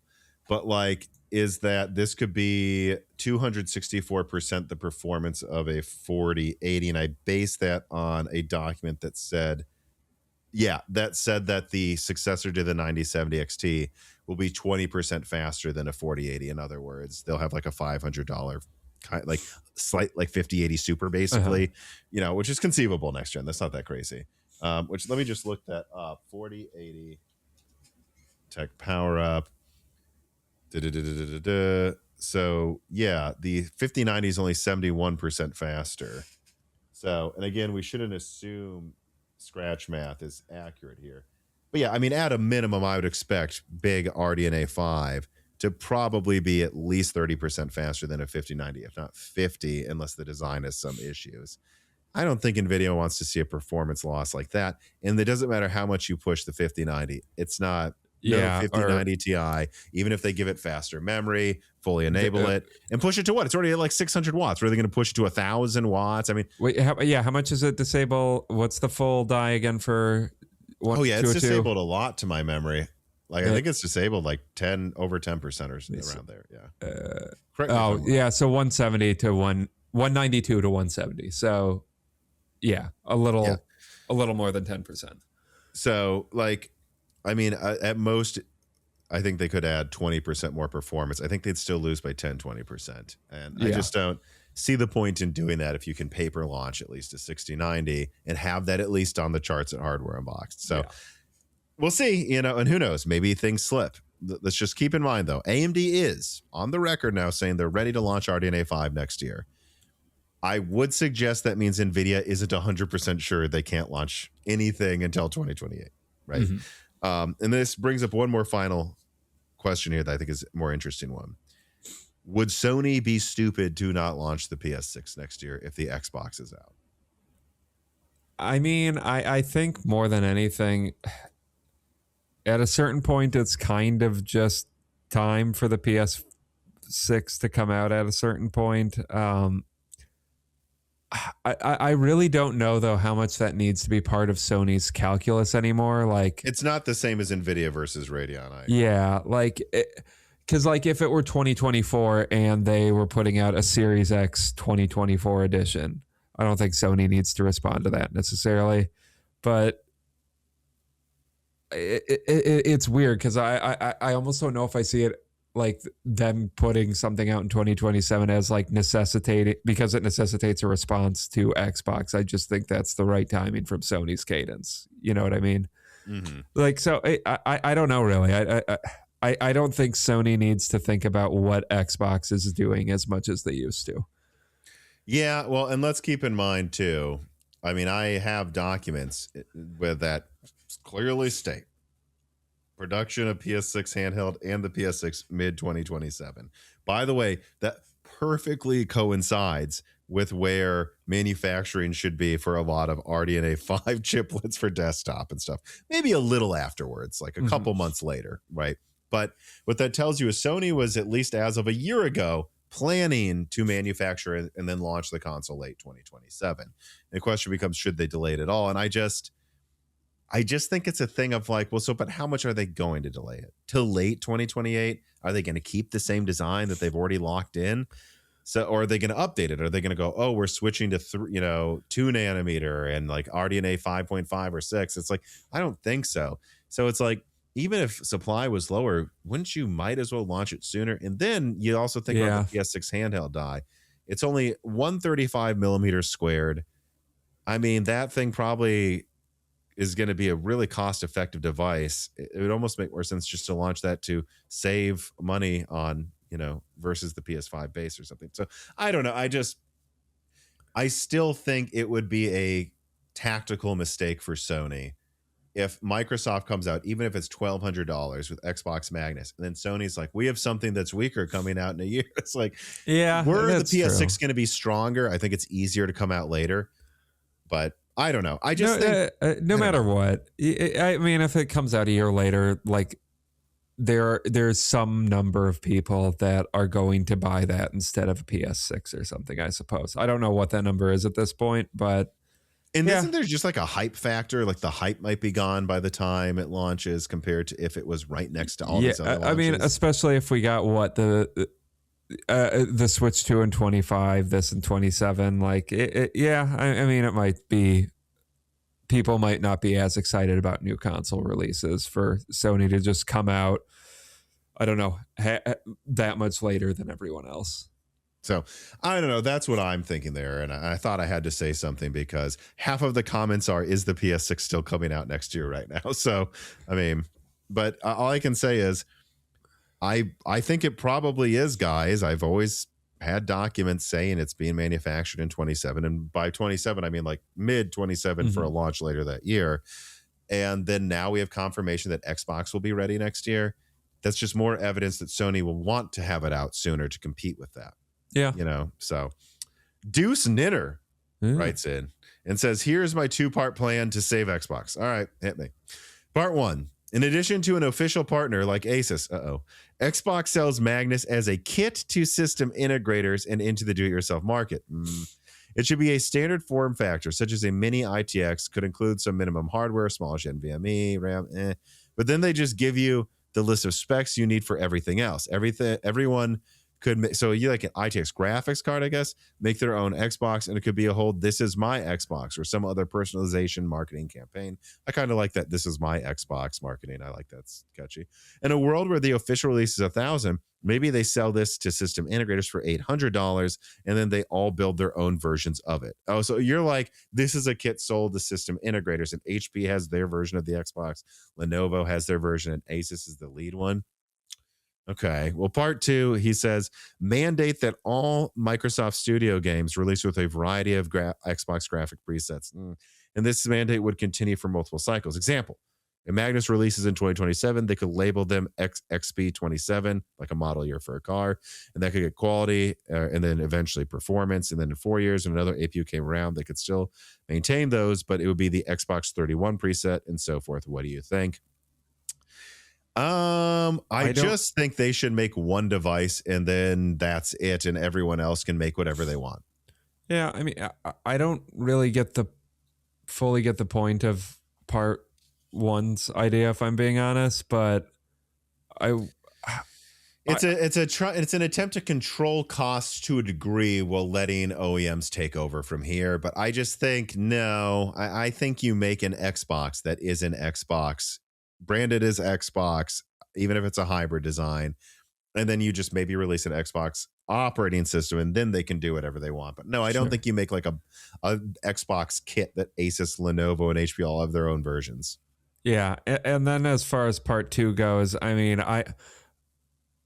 I will stand by this. Like, you don't call something the Series X and Series S without some intent that's supposed to be like a name for like a model year thing, which I that has to have been somewhere in the plans at some point, or else, or They did have just, plans. They had a or- contract with AMD for a follow-up, and they never made the Elite version. Yeah. Yeah, so you don't name something the Series X and Series S unless that's your plan. Or, I don't know, someone at Microsoft is just like, hey, we need a one-up where we can only, every time we release a new console, we need to come up with a dumber name for it. That would be the only thing I could imagine that's like a counterfactual to what I said. Like, straight up being honest. But like, yeah, I think that's what their intent was, and for some reason they decided against doing that. So I think they wanted a new Xbox every 4 years, and they gave up because they didn't sell enough consoles. Yeah, so maybe that'll happen going forward if they move into more of it being a brand. But I think that experiment with the Series X and Series S has already kind of shown that they're not interested in it. Yeah, it has. Yeah, they basically were going to do what this person suggested, and then they said, no, we don't want to do that. Yeah, and again, I think you can have an Xbox operating system, and you can have like requirements for Xbox certified to maybe have some weird version of backwards compatibility. I don't know.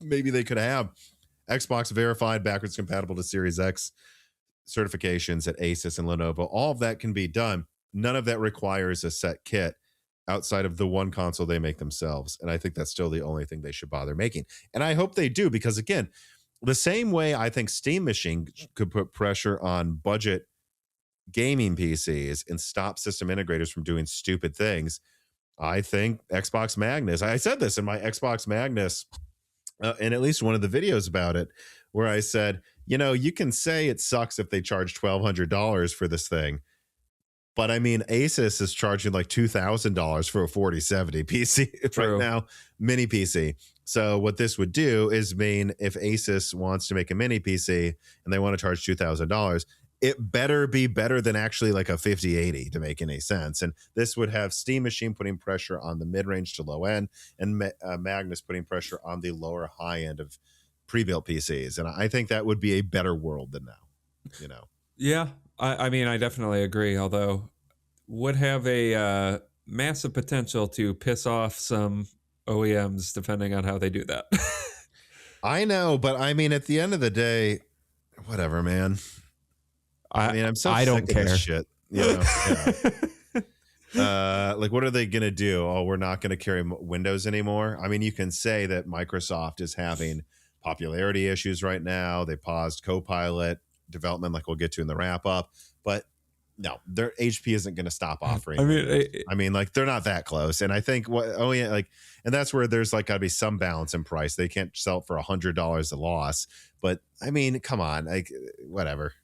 Yeah. Or maybe it would push them to like release more, no OS versions, or like even Linux versions, and then some weird future, which I don't know, that might even be better for the market too. So do it. Yeah, do it. Either way, do it. All right, let us now move on to story number 6. AMD reports fourth quarter and full year 2025 financial results.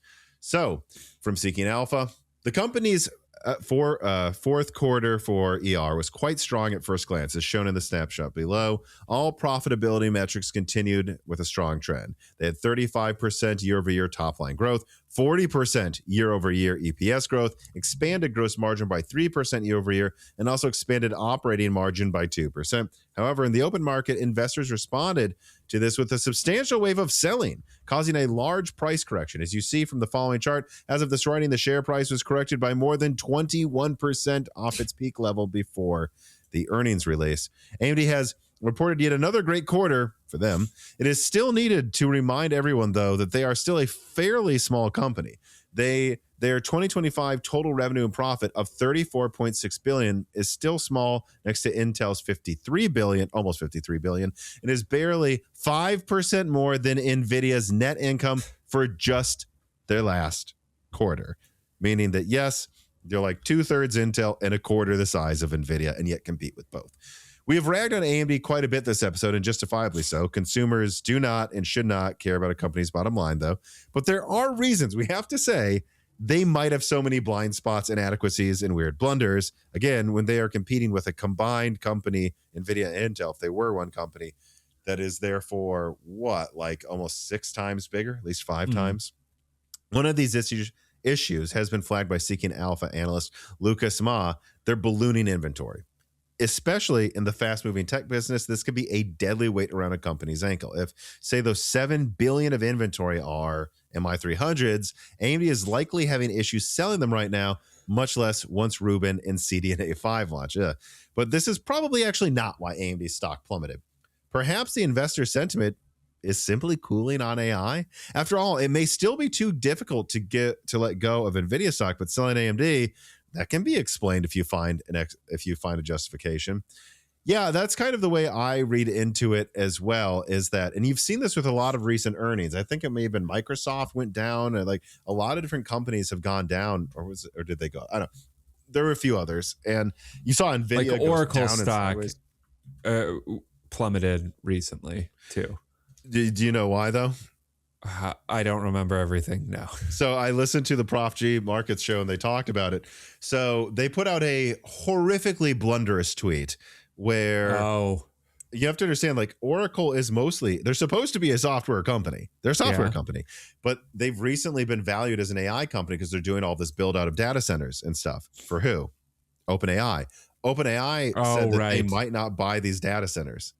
And so then Oracle said in a tweet, we are not concerned about if OpenAI will buy these products.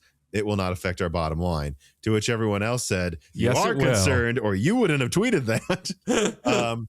And so, yeah, like that they went down because their entire impetus on being valued highly is OpenAI, which is not looking so hot lately. So, yeah, I mean, there's a lot of reasons to be skeptical of these companies, but I think I mostly agree here with AMD. I mean, they had a fantastic earnings. I think they're now, over 10%, almost 20% more revenue in data center than Intel, a company that's almost double their size. So this is incredible. And they actually have managed to not go down in gaming or whatever. It's still not at the peaks. They've still had gaming revenue suffer recently, but there's evidence it's all correcting and starting to get better. And so I don't think there was cause here to sell unless you're tired of holding AI stocks. I agree. There are some reasons, the inventory thing, and it's like, well, there's probably going to be more headwinds from Intel and laptop this year. But still, I think there's a lot of evidence here that AMD is just another data point in an AI company that's people are getting sick of AI. Yeah, I mean, obviously you don't want to be holding on to inventory for forever, but I mean, I guess I don't know how big of a risk that would be versus like the launch of Rubin in the next, year and a half or something? Or is Rubin going to be coming to data center sooner? Because I don't remember off the top of my head. I know there were some delays in it as well. But yeah, Rubin, I mean, let's just, so they already unveiled it in 2026. Okay, so that could be an issue. Yeah. So, okay. But but most people think AMD's AI stuff looks pretty cost competitive with Nvidia, if not outright beating it. But all Nvidia does is tape solid gold bars together for their latest AI chips with how huge they are. But I mean, I do feel like in a lot of the tech space right now and hardware space, you are just seeing a lot of skepticism right now. So about AI in general. So sure, I think a big part of this is people kind of perceive every tech company to be AI, which, I mean, isn't false. Sentiment is cooling on that. So people are going to sell off AI stock because people are tired of AI right now. But yeah, so I think, we can get into a debate about why they went down after earnings. Frankly, I'm a little numb to it because I remember watching AMD's stock price in 2017, which I did. I did own their stock, I think 2017 to 19. But of course, sold once this channel took off because there's arguable that, if not definitely, that it could be insider trading if I didn't. But I also thought it was the right thing to do morally. But I think the real takeaway here for me, is just don't forget, guys, AMD is the revenue of 1/4 of Nvidia. And that's not to excuse their blunders, because I think they can't afford, for example, to bring FSR 4 to RDNA 3 and 3.5. But I do think we do need to every now and then go, oh yeah, they are competing with companies that when combined would be 5 to 6 times their size. Yeah. You know, tired of getting hit in the face by unfair prices from Microsoft software? Well, you don't need to deal with that anymore. Start off 2026 right by going to CDkeyoffer.com. That's right, this piece of content is once again sponsored by a sponsor that has been a supporter of Moore's Law is Dead for almost the entire channel's life, CDkeyoffer.com. And I've been partnering with them for this long because they just give gamers something that I think they need to have. Fair pricing on Microsoft Windows and Office products. And in fact, if you go down to the description, you can click on the links there to support the channel by checking out their products, but then also support the channel further if you use offer code BROKENSILICON to save yourself an additional 25% on all Microsoft software. And there's also Die Shrink to save 3% off everything else on the website. Once again, I'm very happy to be working with CDkeyoffer.com another year of this channel's life, and I hope you'll show support to a company that supports this channel, CDkeyoffer.com.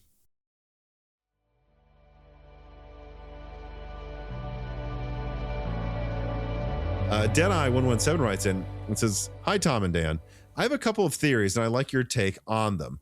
Number one, I think if RDNA 3.5 had proper FP8 support for FSR4 and therefore got basic FSR4 support, nobody would care that Strix Halo doesn't have RDNA 4. Agreed. Yeah. Yeah, because it would be completely competitive with Panther Lake and actually have a better upscaler. RDNA 4, he says, number two, RDNA 4 was the first generation where AMD really went for it with ray tracing, which ostensibly required committing a larger relative die area to it than previous gens. Seems to me like they figured in APU class hardware, you're probably not going to be cranking up ray tracing anyways, so why waste the die area on it? So they made RDNA 3.5 backporting features and improvements to make the best of both worlds for RDNA 3 and 4, one of them for mobile. I think they just dramatically underestimated how important FSR4 was going to be when deciding what features to port. Thoughts? Yeah, I mean, probably. Yeah. I think I probably agree with that second point. However, I will say, though, I think RDNA 4 clearly handles bandwidth so much better than RDNA 3.5, which would be nice in an APU when you're limited to LPDDR5X. I mean, I think I brought this up with you recently. I'm going to bring it up again. Guys, like, what is the, let me look here, 7600 XT. So the 7600 XT compared to the 9060 XT, which remember, same memory interface, 128-bit GDDR6, not even an increase in Infinity Cache. It is 35% faster. I mean, that's incredible that they use the same memory interface, the same amount of cache, and got a 35% performance boost.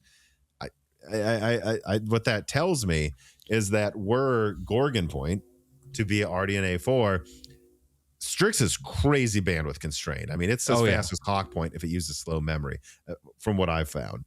From that perspective, I think it could just be like a flat 30% performance, 40% uplift in especially the edge case scenarios if they went to it. I still think even if that made you add 10-20% to the die size, even if that made you remove some compute units to fit RDNA 4, like maybe 12 for RDNA for Gorgon Point, 32 for Gorgon Halo instead of 40, I still would guess that would end up cutting down power consumption by like 20% and upping performance by 20%. Go look at benchmarks. In the Fox's testing, like the 12 CU Strix Point is like in some power bands the same performance as the 16 CU. Like, oh yeah, I forgot that there were really weird. There was a bunch of oddities with Strix Point. Now that that you bring it up, like with performance, like. Yeah. RDNA 3.5 is a lot better than 3. Like, I mean, what is it? Kraken actually beats Hawkpoint in integrated graphics most of the time, and that's 8 versus 12 compute units. So, but I mean, I don't know. Like, if you made it a little better, but that's what my point is. Like, it's really, it just has too many compute units for the bandwidth it has, and I still think going to 4 would have made sense. I don't know if that's really what you were touching on, but I think there's some degree of a conversation here of like, no one would care if Gorgon Halo had RDNA 4 or not. Oh, I think they still would. I think people would still find it weird. They would just find it much less weird if they had full FSR4 support from the beginning. Mm-hmm. All right. let us continue now to the final story. Story number 7. I almost didn't include this. We basically did a full discussion on the 9850 X3D last news episode, but since then there's been more testing that's come out. So here it is. Ryzen 7 9850 X3D fully reviewed, quoting a mishmash of stuff from Tech Power Up and Hardware Unboxed. Gaming performance of the 9850 X3D is impressive. It beats every other processor on the market, including, of course, the 9800 X3D. Now, while the gap to the 9800 X3D is usually small in games, in many games, in some games like Battlefield 6, a game that actually needs a powerful CPU, mind you, it can get 7% or more. So it's still impressive to see that AMD managed to squeeze a bit more performance out of their architecture. Of course, you have to consider that our RTX 5090 isn't really the right card for resolutions of 1080p unless you're a Counter-Strike gamer looking for the absolute highest frame rate. So, yep, the 9850 X3D launched to about as much fanfare as expected. Although it depends what you expected, because I saw some people impressed that it did anything. Like I think Steve at Hardware Box thought it would do nothing. And I saw other people like, oh, it's only single digits faster. Yeah, I know. Like, I don't know why you thought it would be 20% faster. It is the best gaming CPU, though, only just taking the lead of its predecessor. And indeed, as AMD marketing claimed, you don't need faster memory to get the best out of the 9850 X3D. Pretty much every, I think, review out there tested slower memory that's cheaper to the faster memory and saw like a 1 to 3% performance difference. But what I found interesting is at least maybe it's happened by now, I didn't see any testing of the memory limits. No testing to see if it really does have a better IO die that can handle faster memory. To me, this suggests that AMD literally told reviewers, don't overclock the memory. We don't want the conversation to be that faster memory is better because it's too expensive right now. But overall, the 9850 X3D is just the usual CPU refresh design, mainly to bump up the street price a little, get some free marketing from reviews, and probably not much else. AMD is keeping the real interesting stuff, therefore, the 9950 X3D2 in their back pocket as of now. All right, Dan, any final thoughts on this thing?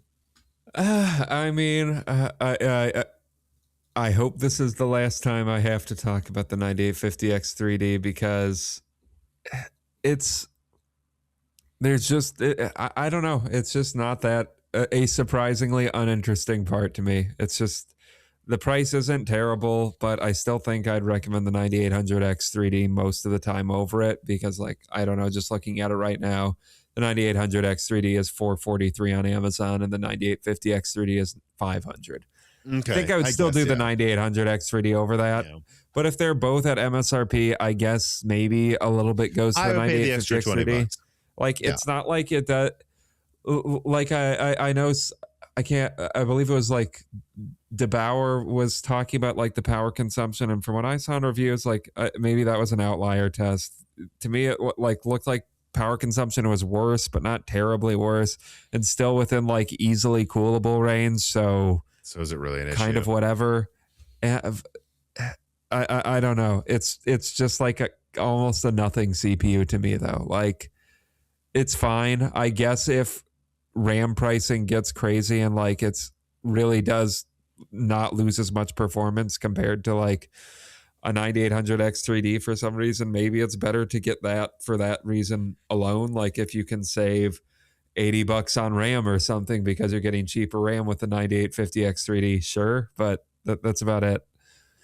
Yeah, I don't really have much else to say about it.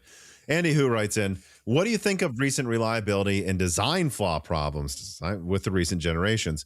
Intel's Raptor Lake failures were mostly due to a design flaw.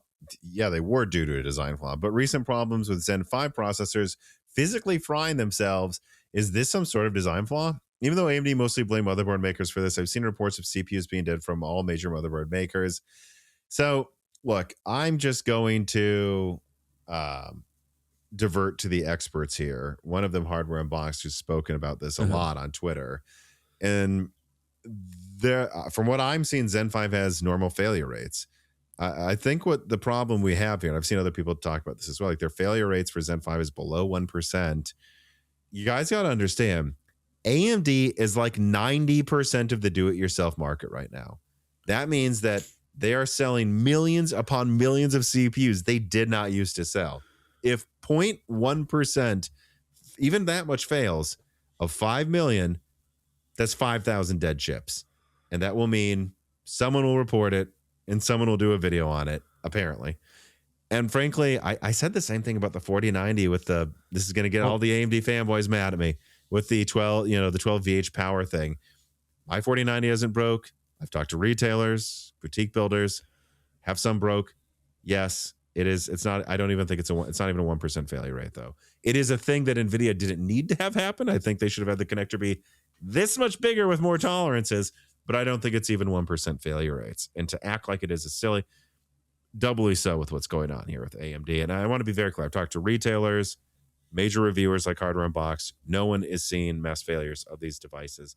This is starting to turn into a hysteria, like a lot of other failure types. Yeah, and I think to quote or paraphrase Hardware Unboxed again, like I was listening to their podcast today, and they were talking about like how these hysterias spread on Reddit, kind of. Interesting.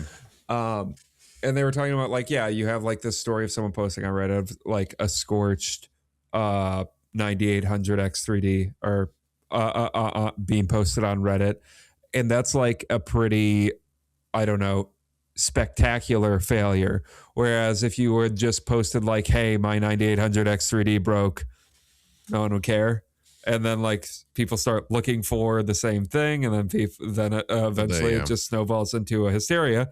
Kind of like how you cited the 4090. What happened with the 4090? Like you and I were joking about their GPU over and over and over until they broke it. You and I were joking about this, like, because I was monitoring that on Reddit a lot when it was happening, and it's like people were posting like clear just normal wear and tear on of their 12 pin because they were repeatedly unplugging it and replugging it in to check if it had if it had burned.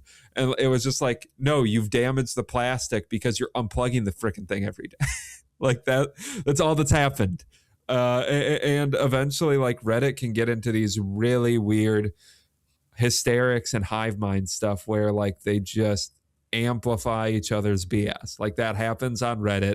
Oh, I'm familiar in r/AMD. I am familiar.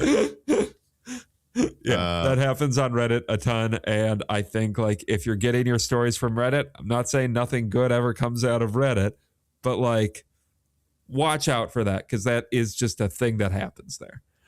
Yeah.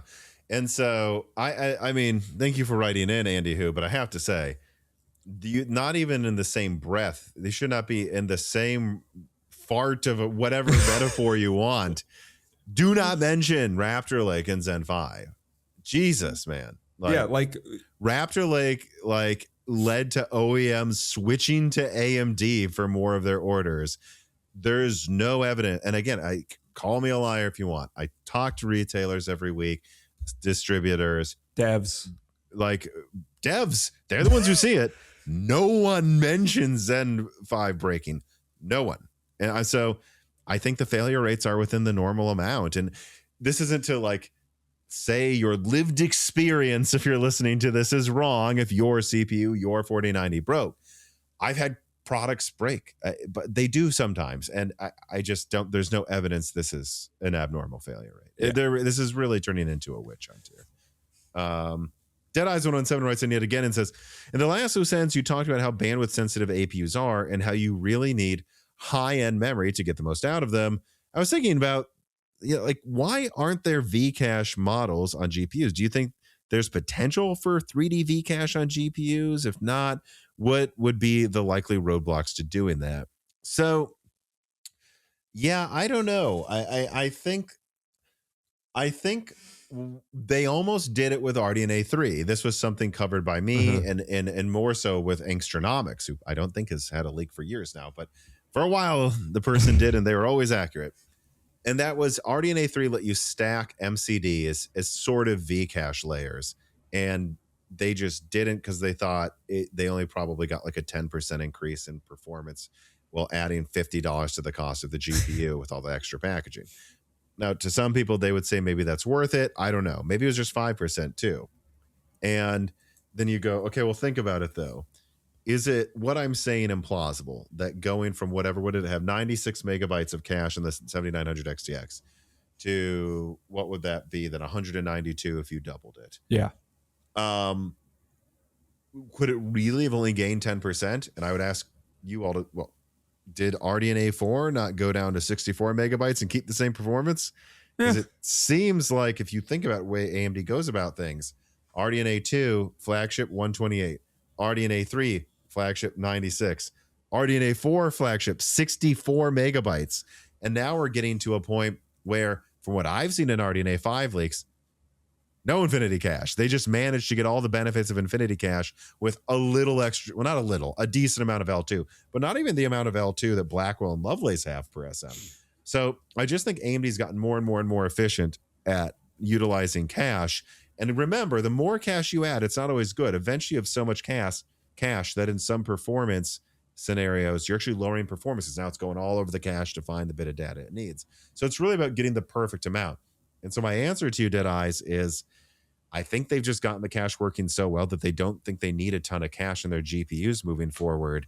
And the one time they thought they might need it was RDNA 3, and they didn't end up using it. So it's just one of those things where like it just never really happened. I mean, what is it? Adamantine, that thing I exclusively launched, which was kind of like Vcache for Intel, never happened because the product never really came out that ended up using it. Meteor Lake ended up too weak. Battle Mage ended up being a pile of crap in the desktop form, at least big Battle Mage. Enthusiast here. Yeah, no enthusiast tier performance coming out of it. And so they just haven't launched it. Maybe it'll come professional. I don't know. We're in February of 26. It's supposed to come out 2-3 years ago. So we'll see. But that never came out. Sometimes there's cool tech that never quite makes sense for a product to get used. I just think that's what's happened so far, at least with 3D Vcache on graphics cards. Yeah. All right. Let us now move on to the final wrap up. These are the stories that don't deserve a full conversation, but at least deserve a mention. And boy, do we have quite a lot of them today. The first one, I mentioned this in the live stream. I want to mention it again. I'm told Crucial is not honoring warranties right now. Multiple retailers, mom and pop boutique places are getting mad about this.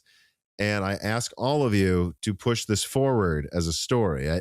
I'm being honest. Me putting that in the title, I don't think it's going to get clicks, so I'm not going to do it. But I do think it would be worth you all asking around, like pushing this. I think the press, if they would do their jobs and not just, quote what Kepler said about my leak that's 6 years old and make that an article, maybe some of these places should actually do real reporting and report that I'm hearing Crucial is not honoring warranties. Now they're leaving, they're not going to be supporting, do-it-yourself RAM kits soon anyways. But as long as you can still buy Crucial, and I think I have a kit here somewhere, like as long as you can still buy Crucial at Best Buy, and you can at some of them, that warranty should remain. Yeah, and for some time after that, because if it's a warranty, I mean, they need to service it for some time after that, or if they can't replace it with Crucial, I don't know, replace it with some equivalent part, reach a deal with one of your partners. I don't know, because I don't know, not honoring warranties. Hope they get sued if they're not honoring warranties. Yeah, I asked someone, I'm like, wouldn't this mean eventually you sue them? And the guy's like, fuck yeah, that's what it means.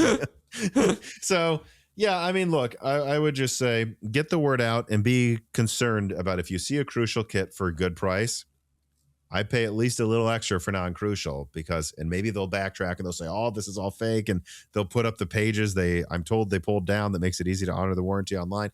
But good, that will mean I did my job. Get the word out that it seems like Crucial isn't honoring their warranty. Speaking of RAM, though, PCs are starting to be sold without RAM. Extreme Tech was reporting on a tweet here from Paradox Customs where they are now building systems, installing Windows, and then I think removing the RAM sticks and selling the PC to you. Which, I mean, look, it depends what you have, but like, let's say you have a Zen 4 system and this is a Zen 5X 3D. I guess you could just keep the RAM and move on or something. Yeah, I mean, when RAM is a considerable amount of the entire cost of your system, I guess it's an alternative. Yeah, but I think we saw this coming. Like I said it would. People possibly this machine. Like this is eventually some people are going to have to do stuff like this. Although to be entirely honest, I don't know. I think a lot of mom and pop businesses are going to go out of business this year in the PC space. Unfortunately, like I'm hearing it's tough times for them, big time. All right, Borderlands 4 Switch 2 edition paused. I mean, oh geez, just But sorry, there's another part of this title I'm not going to read because I don't want to. But oh boy, they're addressing something else too. Oh, Yeah, I mean, Take-Two pauses Borderlands 4 Nintendo Switch 2 release. I think that's really weird. I mean, they were at trade shows letting people play these things on TVs, and I don't know what this really means. I know they had trouble getting the performance to where it needed to be on Switch 2, but I wonder if they're seeing a drop off in sales and they're just like, I don't know, we need to finish GTA. Who cares?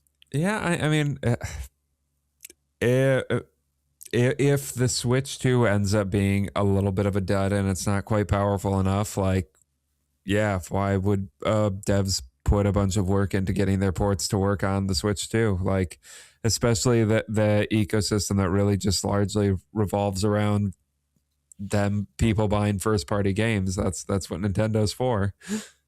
Yeah.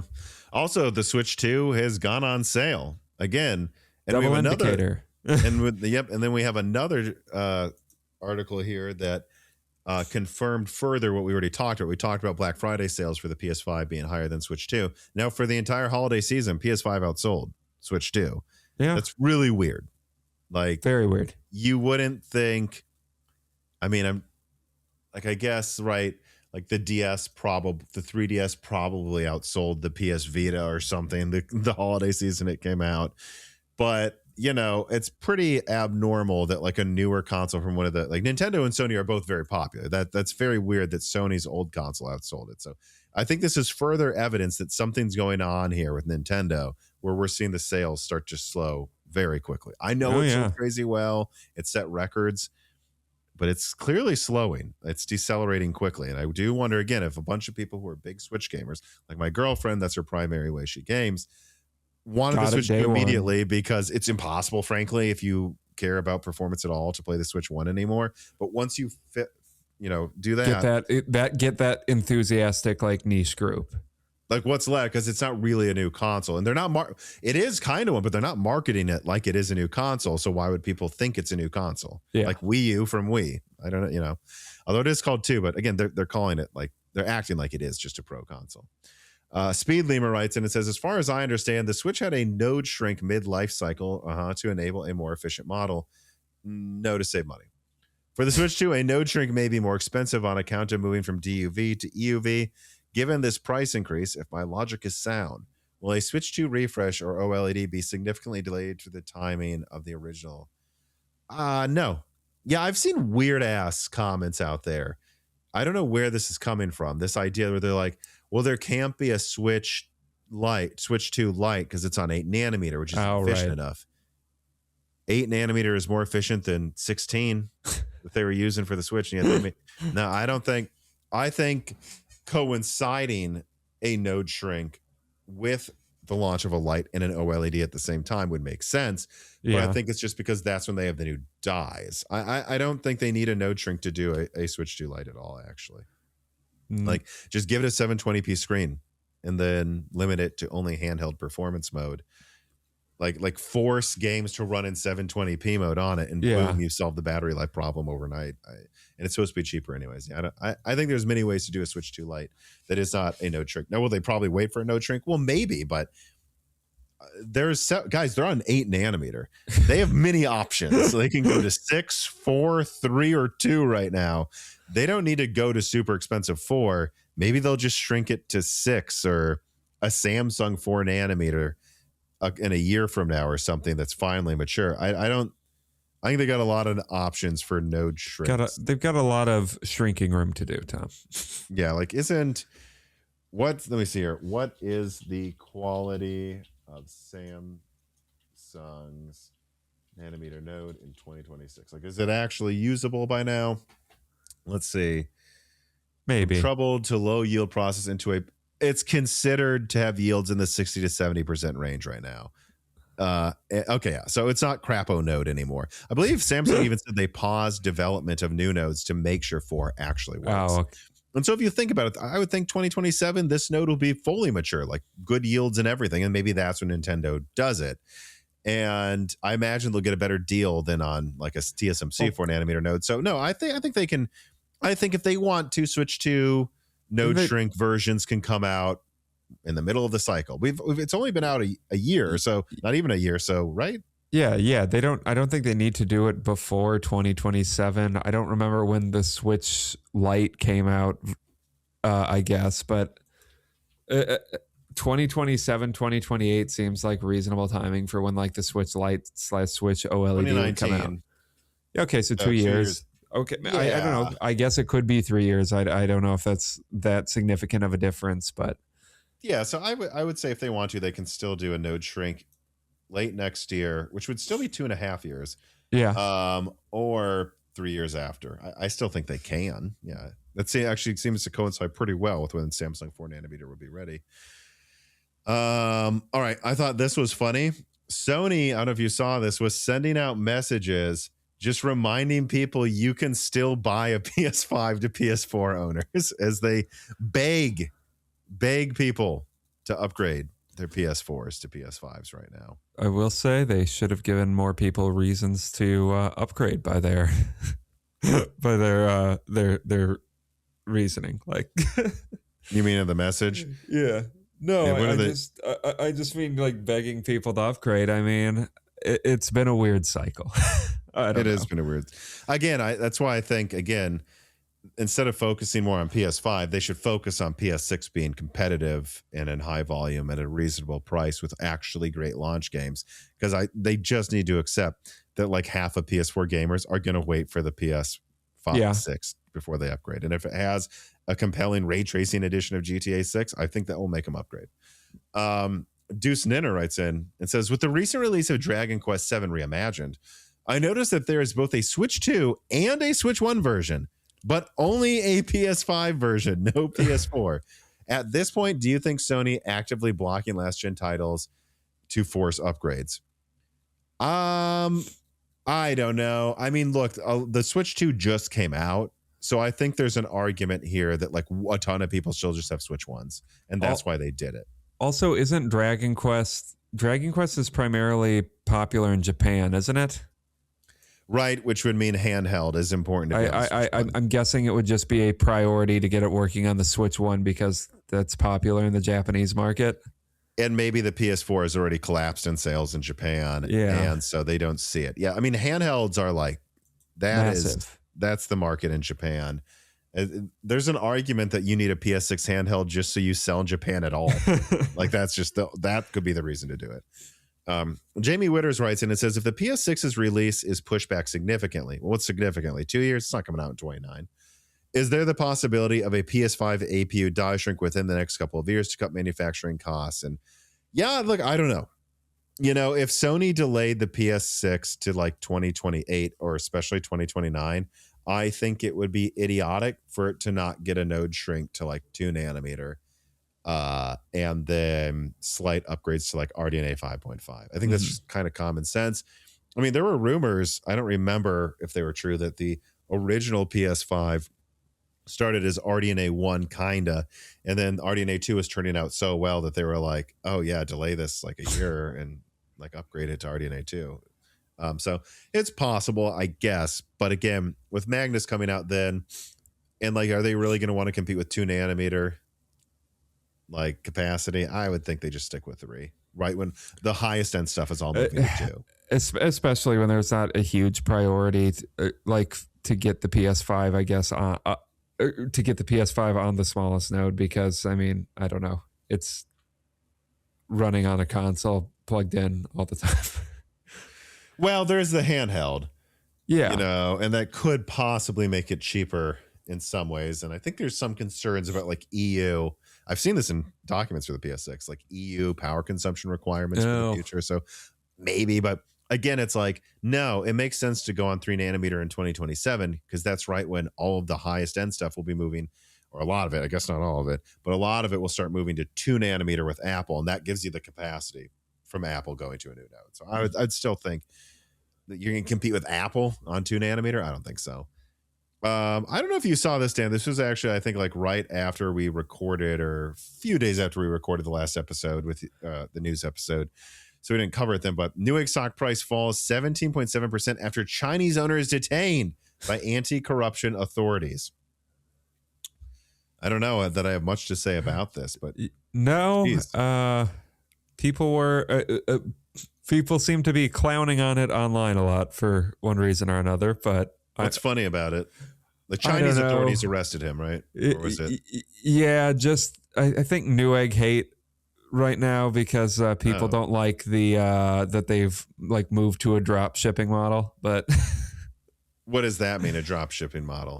where they're I didn't like know they did this. They're like a marketplace now too, and like how Amazon operates instead of how they used to operate back in like the early 2010s, where it was almost always from them. Yeah, and I think people are just mad about it. But okay. Now, all right. MS pauses Copilot development. No, saying that it's that they're cutting back on this and promising fixes by the end of the year, and also to focus on stability and the performance of the overall operating system, as everyone hates Microsoft right now. I'm mad. I want more Copilot buttons, as I said earlier. Captain AI Invenu writes and it says, hey, are you hyped for the Copilot and File Explorer? Now the File Explorer can even hit your GPU and NPU to 100% without finding anything locally. Perfect. Nope. Yeah, I saw that on some new mini PCs and laptops I'm testing with Copilot, and they're like, we can now, it actually is a thing now. The thing we said we'd have 2 years ago, it actually is a thing. And I was like, disable. And it's in the center because you're in the center. You're front and center. Or you're front and center. Weird guy. I heard some weird things about him too. Like the employees at Microsoft, when they watched that, were like, who the heck is this? What the heck is going? Well, they knew who he was because he's high up at the company, but they're like, what costume is he wearing? What are we doing? Intel sunsets on-demand software-defined silicon. I don't know if you remember this, but I think this was back with, oh my God, am I actually blanking on this? I think it was like the Sapphire Rapids. There were parts of the accelerators that they wanted you to pay like a monthly fee to be able to use. I did forget about that, but give us more subscription fees for Silicon, please, Intel. Two things. This played right into AMD's marketing that they are better for the money. And easier to use. It's also just like a security issue. It's like, well, why would we? So you have control over what we can do. That's just a big no-no for us in the professional land. Yeah. But I will say, Intel actually doing things smartly. Hey, good. Hey, I like two another things good in a row. sign. They're listening. Yeah. Also, Intel launches Xeon 600 series workstations going up to, let's see here, 86 P cores, 350 watts, 8-channel memory, 128 PCIe lanes, $7,700 for the top one, which is expensive, but it's not like whatever it is, like $15,000 for the top Threadripper. So I don't know. We'll see. I would be interested in reviews of this. Like if it doesn't have the hot issues of Sapphire Rapids workstation that like just, what is it? Someone I know here in Nashville built a dedicated room with its own amperage connection to run the workstation. Jesus. Yeah. I mean, look, Threadripper needs competition. They're getting closer in that department. I think. Kind of just because AMD's letting them by not releasing the top chips to workstation anymore, but whatever. Also, Intel confirms that Nova Lake P features Xe3 Plus LPG graphics. Again, further confirming that it seems, in my opinion, like whatever architectures in Panther like might de facto be nearly the last architecture out of Arc for a while for gaming as they migrate to NVIDIA chiplets. That's what it's looking like to me. Again, and no mentions of Battle Major Celestial. I think they're moving away from that branding. What about Druid? Pretend it never happened. Or or whatever. I think technically Xe3P is Druid. Oh, okay. Because remember, they're calling Panther like Battle Mage, and then they just said it's nothing. It's Xe3, even though it is definitely Celestial. And why not call it Celestial? It's like so much better than Battle Mage. I don't. Yeah, the architecture formerly known as Druid. Yes, that's what is going to be a Nova Lake. All right. Now we have some final reader mails here for this rather, and I will say it again, Dan. No. Girthy episode. I knew you were going to say it. And I said no already. Techno writes in, are computers the only area where we rarely see actual inflation? We've always expected to get more for our money for each generation, and only generations where we saw inflation really was Ampere and then Ada Lovelace compared to Turing. That's predominantly due to an artificial market shortage. Well, not artificial, but a shortage. We haven't seen shrinkflation like we have with other products where you're paying. Well, I disagree. I think we do. We do. No, there is in the 60 series and 50s and 70 series, and to a lesser degree, but still definitely a degree, shrinkflation. So no, actually, I disagree. Here's what I'll say. I think PC gamers forget that eggs double in price, and the eggs aren't any better than they were 5 years ago. Whereas right now, a 9070 XT is the same price as a 7900 XT, while consuming less energy, wildly better ray tracing, better rasters. Like, we do get, even in times of shortages, typically more performance for the dollar, and you just don't see that in a lot of other places. Sure. And we should remember that. Having said that, no.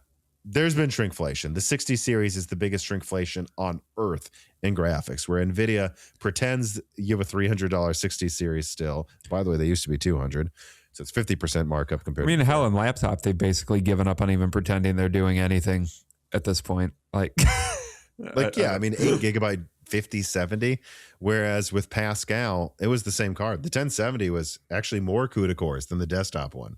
Yeah. Like, no, like there's definitely shrinkflation there. In CPU, no, CPU is fine, but in GPU there's shrinkflation, my friend, especially on the Nvidia side. Maybe not AMD, but definitely on the Nvidia side. The Forbidden Juice writes in and says, "Hello, Tom and Dan. Have you noticed yourself being less interested in tinkering and the tinkering side of enthusiast computer hardware? Yes. I remember spending hours trying different overclocks and memory timings. I would spend afternoons messing with memory timings and testing what different video settings affected visual quality and performance. Now I find myself these days just throwing on XMP and BBO, checking that the temps are good, and leaving the GPU at stock." Absolutely, yes. I mean, yeah, part of it is I was in high school or like summers in college, and it was just like something to do during the day. And also, or I don't know, like studying with flashcards, maybe like resetting the PC to overclock while you look at them. Yeah. And the fact that, like, I don't know. I mean, overclocking is still something, but like the fact that I still do a little bit. Yeah, I mean, me too. But it's most parts, I would say, like compared to what they used to be, kind of come pre-overclock now anyways. And like, I don't know, it's a lot less fun when you get like an 8 to 10% overclock is exciting. When, like, I don't know, my 7950, I was able to get like, I think a 36% or something core overclock on that. Like, you just don't see that anymore. Yeah. And I do think it's both though, right? It's, on the one hand, you get less out of it most of the time, especially in CPU. It's basically pointless now in CPU, in my opinion. At least on desktop. On laptop, undervolting maybe, but they often lock that down anyways. But then on GPU, you know, yeah, I do that sometimes still, but I also just tinker less because I'm more busy. Yeah. You know, I am. And so, like, my girlfriend's PC, I have one from Minnie's forum that they sent me that I gave to her to upgrade from her 6600 system. Now she has a 16-core Zen 4 instead of 8-core Zen 3 Plus, and 5060 desktop. And, you know, I overclocked the 5060. I think I got a pretty solid 10% overclock to it, actually. It's pretty good. But I spent maybe 30 minutes doing that. Well, it was over here while I did other stuff. I did not sit there and try to get every last percent out of it. But I still think it's fun to do a little bit of that sometimes. I don't on my desktop at all because I think the 4090 just laughs at every game still. There's no reason. Stability is just more important here. But yeah, so that is our answer to your question. And I'm clearly getting exhausted. Mm-hmm. But one thing we hope is not exhausted is your love for this channel. And so please make sure that you like it, share it, comment down below. And for the love of God, subscribe to Moore's Law is Dead. I think usually like third to half of you aren't subscribed. It really does help when you subscribe and ring the bell button. Give us hype points on mobile, I guess. Subscribe to Broken Silicon on a podcast app of choice. Set it to auto downloading. Give us a review that helps us spread in the podcasting space as well. And otherwise, yeah, I think, join the Patreon. We just had a new die shrink come out talking about the future of what we want out of AMD and Intel's APUs. I think that was an over an hour long bonus episode, basically. And then the next guests are going to probably be Fan the Deck, talking about Steam Machine, and High Yield, talking about, well, all the type of tech stuff we would talk about. And so So you can ask those guest questions at the lowest tier. Join us on Patreon. We cannot do this without our patrons. Yeah.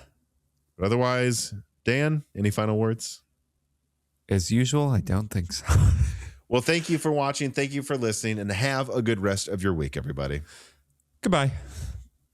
This podcast was brought to you by the YouTube channel and website Moore's Law is Dead. Moore's Law is Dead and Broken Silicon are trademarks of their creator, Tom. That guy is me, and I am indeed the creator, editor, writer, and showrunner of Moore's Law is Dead podcasts, videos, articles, and other media. However, it's not just me. Moore's Law is Dead is a team, with Broken Silicon co-hosted by my brother Dan, audio editing by Gerard Cortez, renders being done by the industrial designer Jean-Philippe Clermont, and special assistance is also provided by Carbon Cry and Carrie No Sugata as well. Find all of our information at www.mooreslawsdead.com on the About/Support page. In the event you do want to hire me for consulting work, hire Gerard for audio work, hire Jean-Philippe for industrial design work, or you're interested in working with Carbon Cry or Carrie No Sugata as well. You can also find our long-term sponsors on that page if you want to show them some love for putting food on our tables. Or you can also mail us some love. You can send letters or hardware donations to the following address: Moore's Law is Dead, P.O. Box 60632 in Nashville, Tennessee, zip code 37206. Although, to be honest, the best way to show Moore's Law is Dead some love is to support us on Patreon. Patrons are what makes Moore's Law is Dead content truly possible. Every month, and really every day, depending on who you're talking about, me, Gerard, Dan, and Jean-Philippe are working tirelessly to provide a steady stream of content that we could not keep doing unless we knew the work was possible without being reliant on sponsors dictating every little thing we put out. Don't get us wrong. We love our sponsors, but we love directly working for you, our fans, much more. If you have any extra money, even a couple free dollars a month, consider supporting us directly on Patreon. Those couple of monthly dollars will get you access to the exclusive podcast Die Shrink, voting on subjects of future podcast episodes, the ability to ask guests questions, and of course, access to the Moore's Law is Dead Discord full of like-minded people who I am sure would love to meet you. I am one of them. Additionally, higher tiers get access to early, ad-free episodes of Broken Silicon, the ability to ask questions in all Broken Silicon episodes and Loose Ends live streams ahead of the recording, and the entire back catalog of Moore's Law is Dead podcasts, in addition to having thanks in the credits of videos and podcasts depending on the tier, with other perks available as well. And hey, if you cannot afford to support us directly every month, please do share Moore's Law is Dead videos and podcasts with friends and family, and on social media and websites like Reddit, and give Broken Silicon a 5-star review on Apple Podcasts or your preferred podcast app of choice. All of this does really help us so much. But like I said, this podcast would not be possible without the patrons directly providing predictable and reliable support every month. And so now it is time to give a personal thanks to the greatest of the fans. The following supporters are at the 10 gigahertz or higher supported levels: Brad Medlin, Drita Foles, Z Jits, Daniel D, Nicholas Buckner, Deke, Toka, Aaron Close, Jan Rauner, MJB1, Daniel Hyde, GZ Ziggy, SNES Chalmers, Jem Ferreira, Velcome Alev, Jensen Wang, Sarcastro,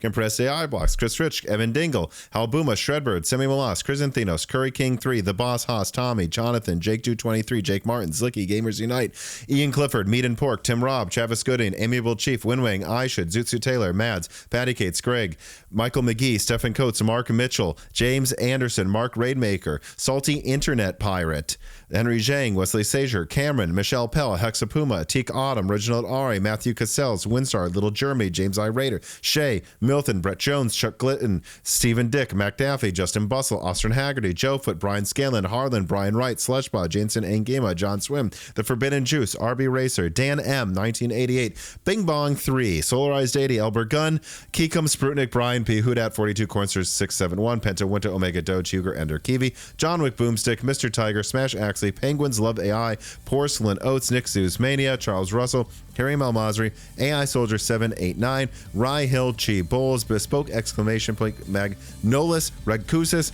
Kevin Koontz, Fred Berger, Jonathan Harris, Kylan Raishal, Kainush Katgani, Johnny Trans, Zubar Ahmed, Josh, Arkeo RK0, Zephyrin, Angel of Cake, and of course, thank you to Sahara for the music.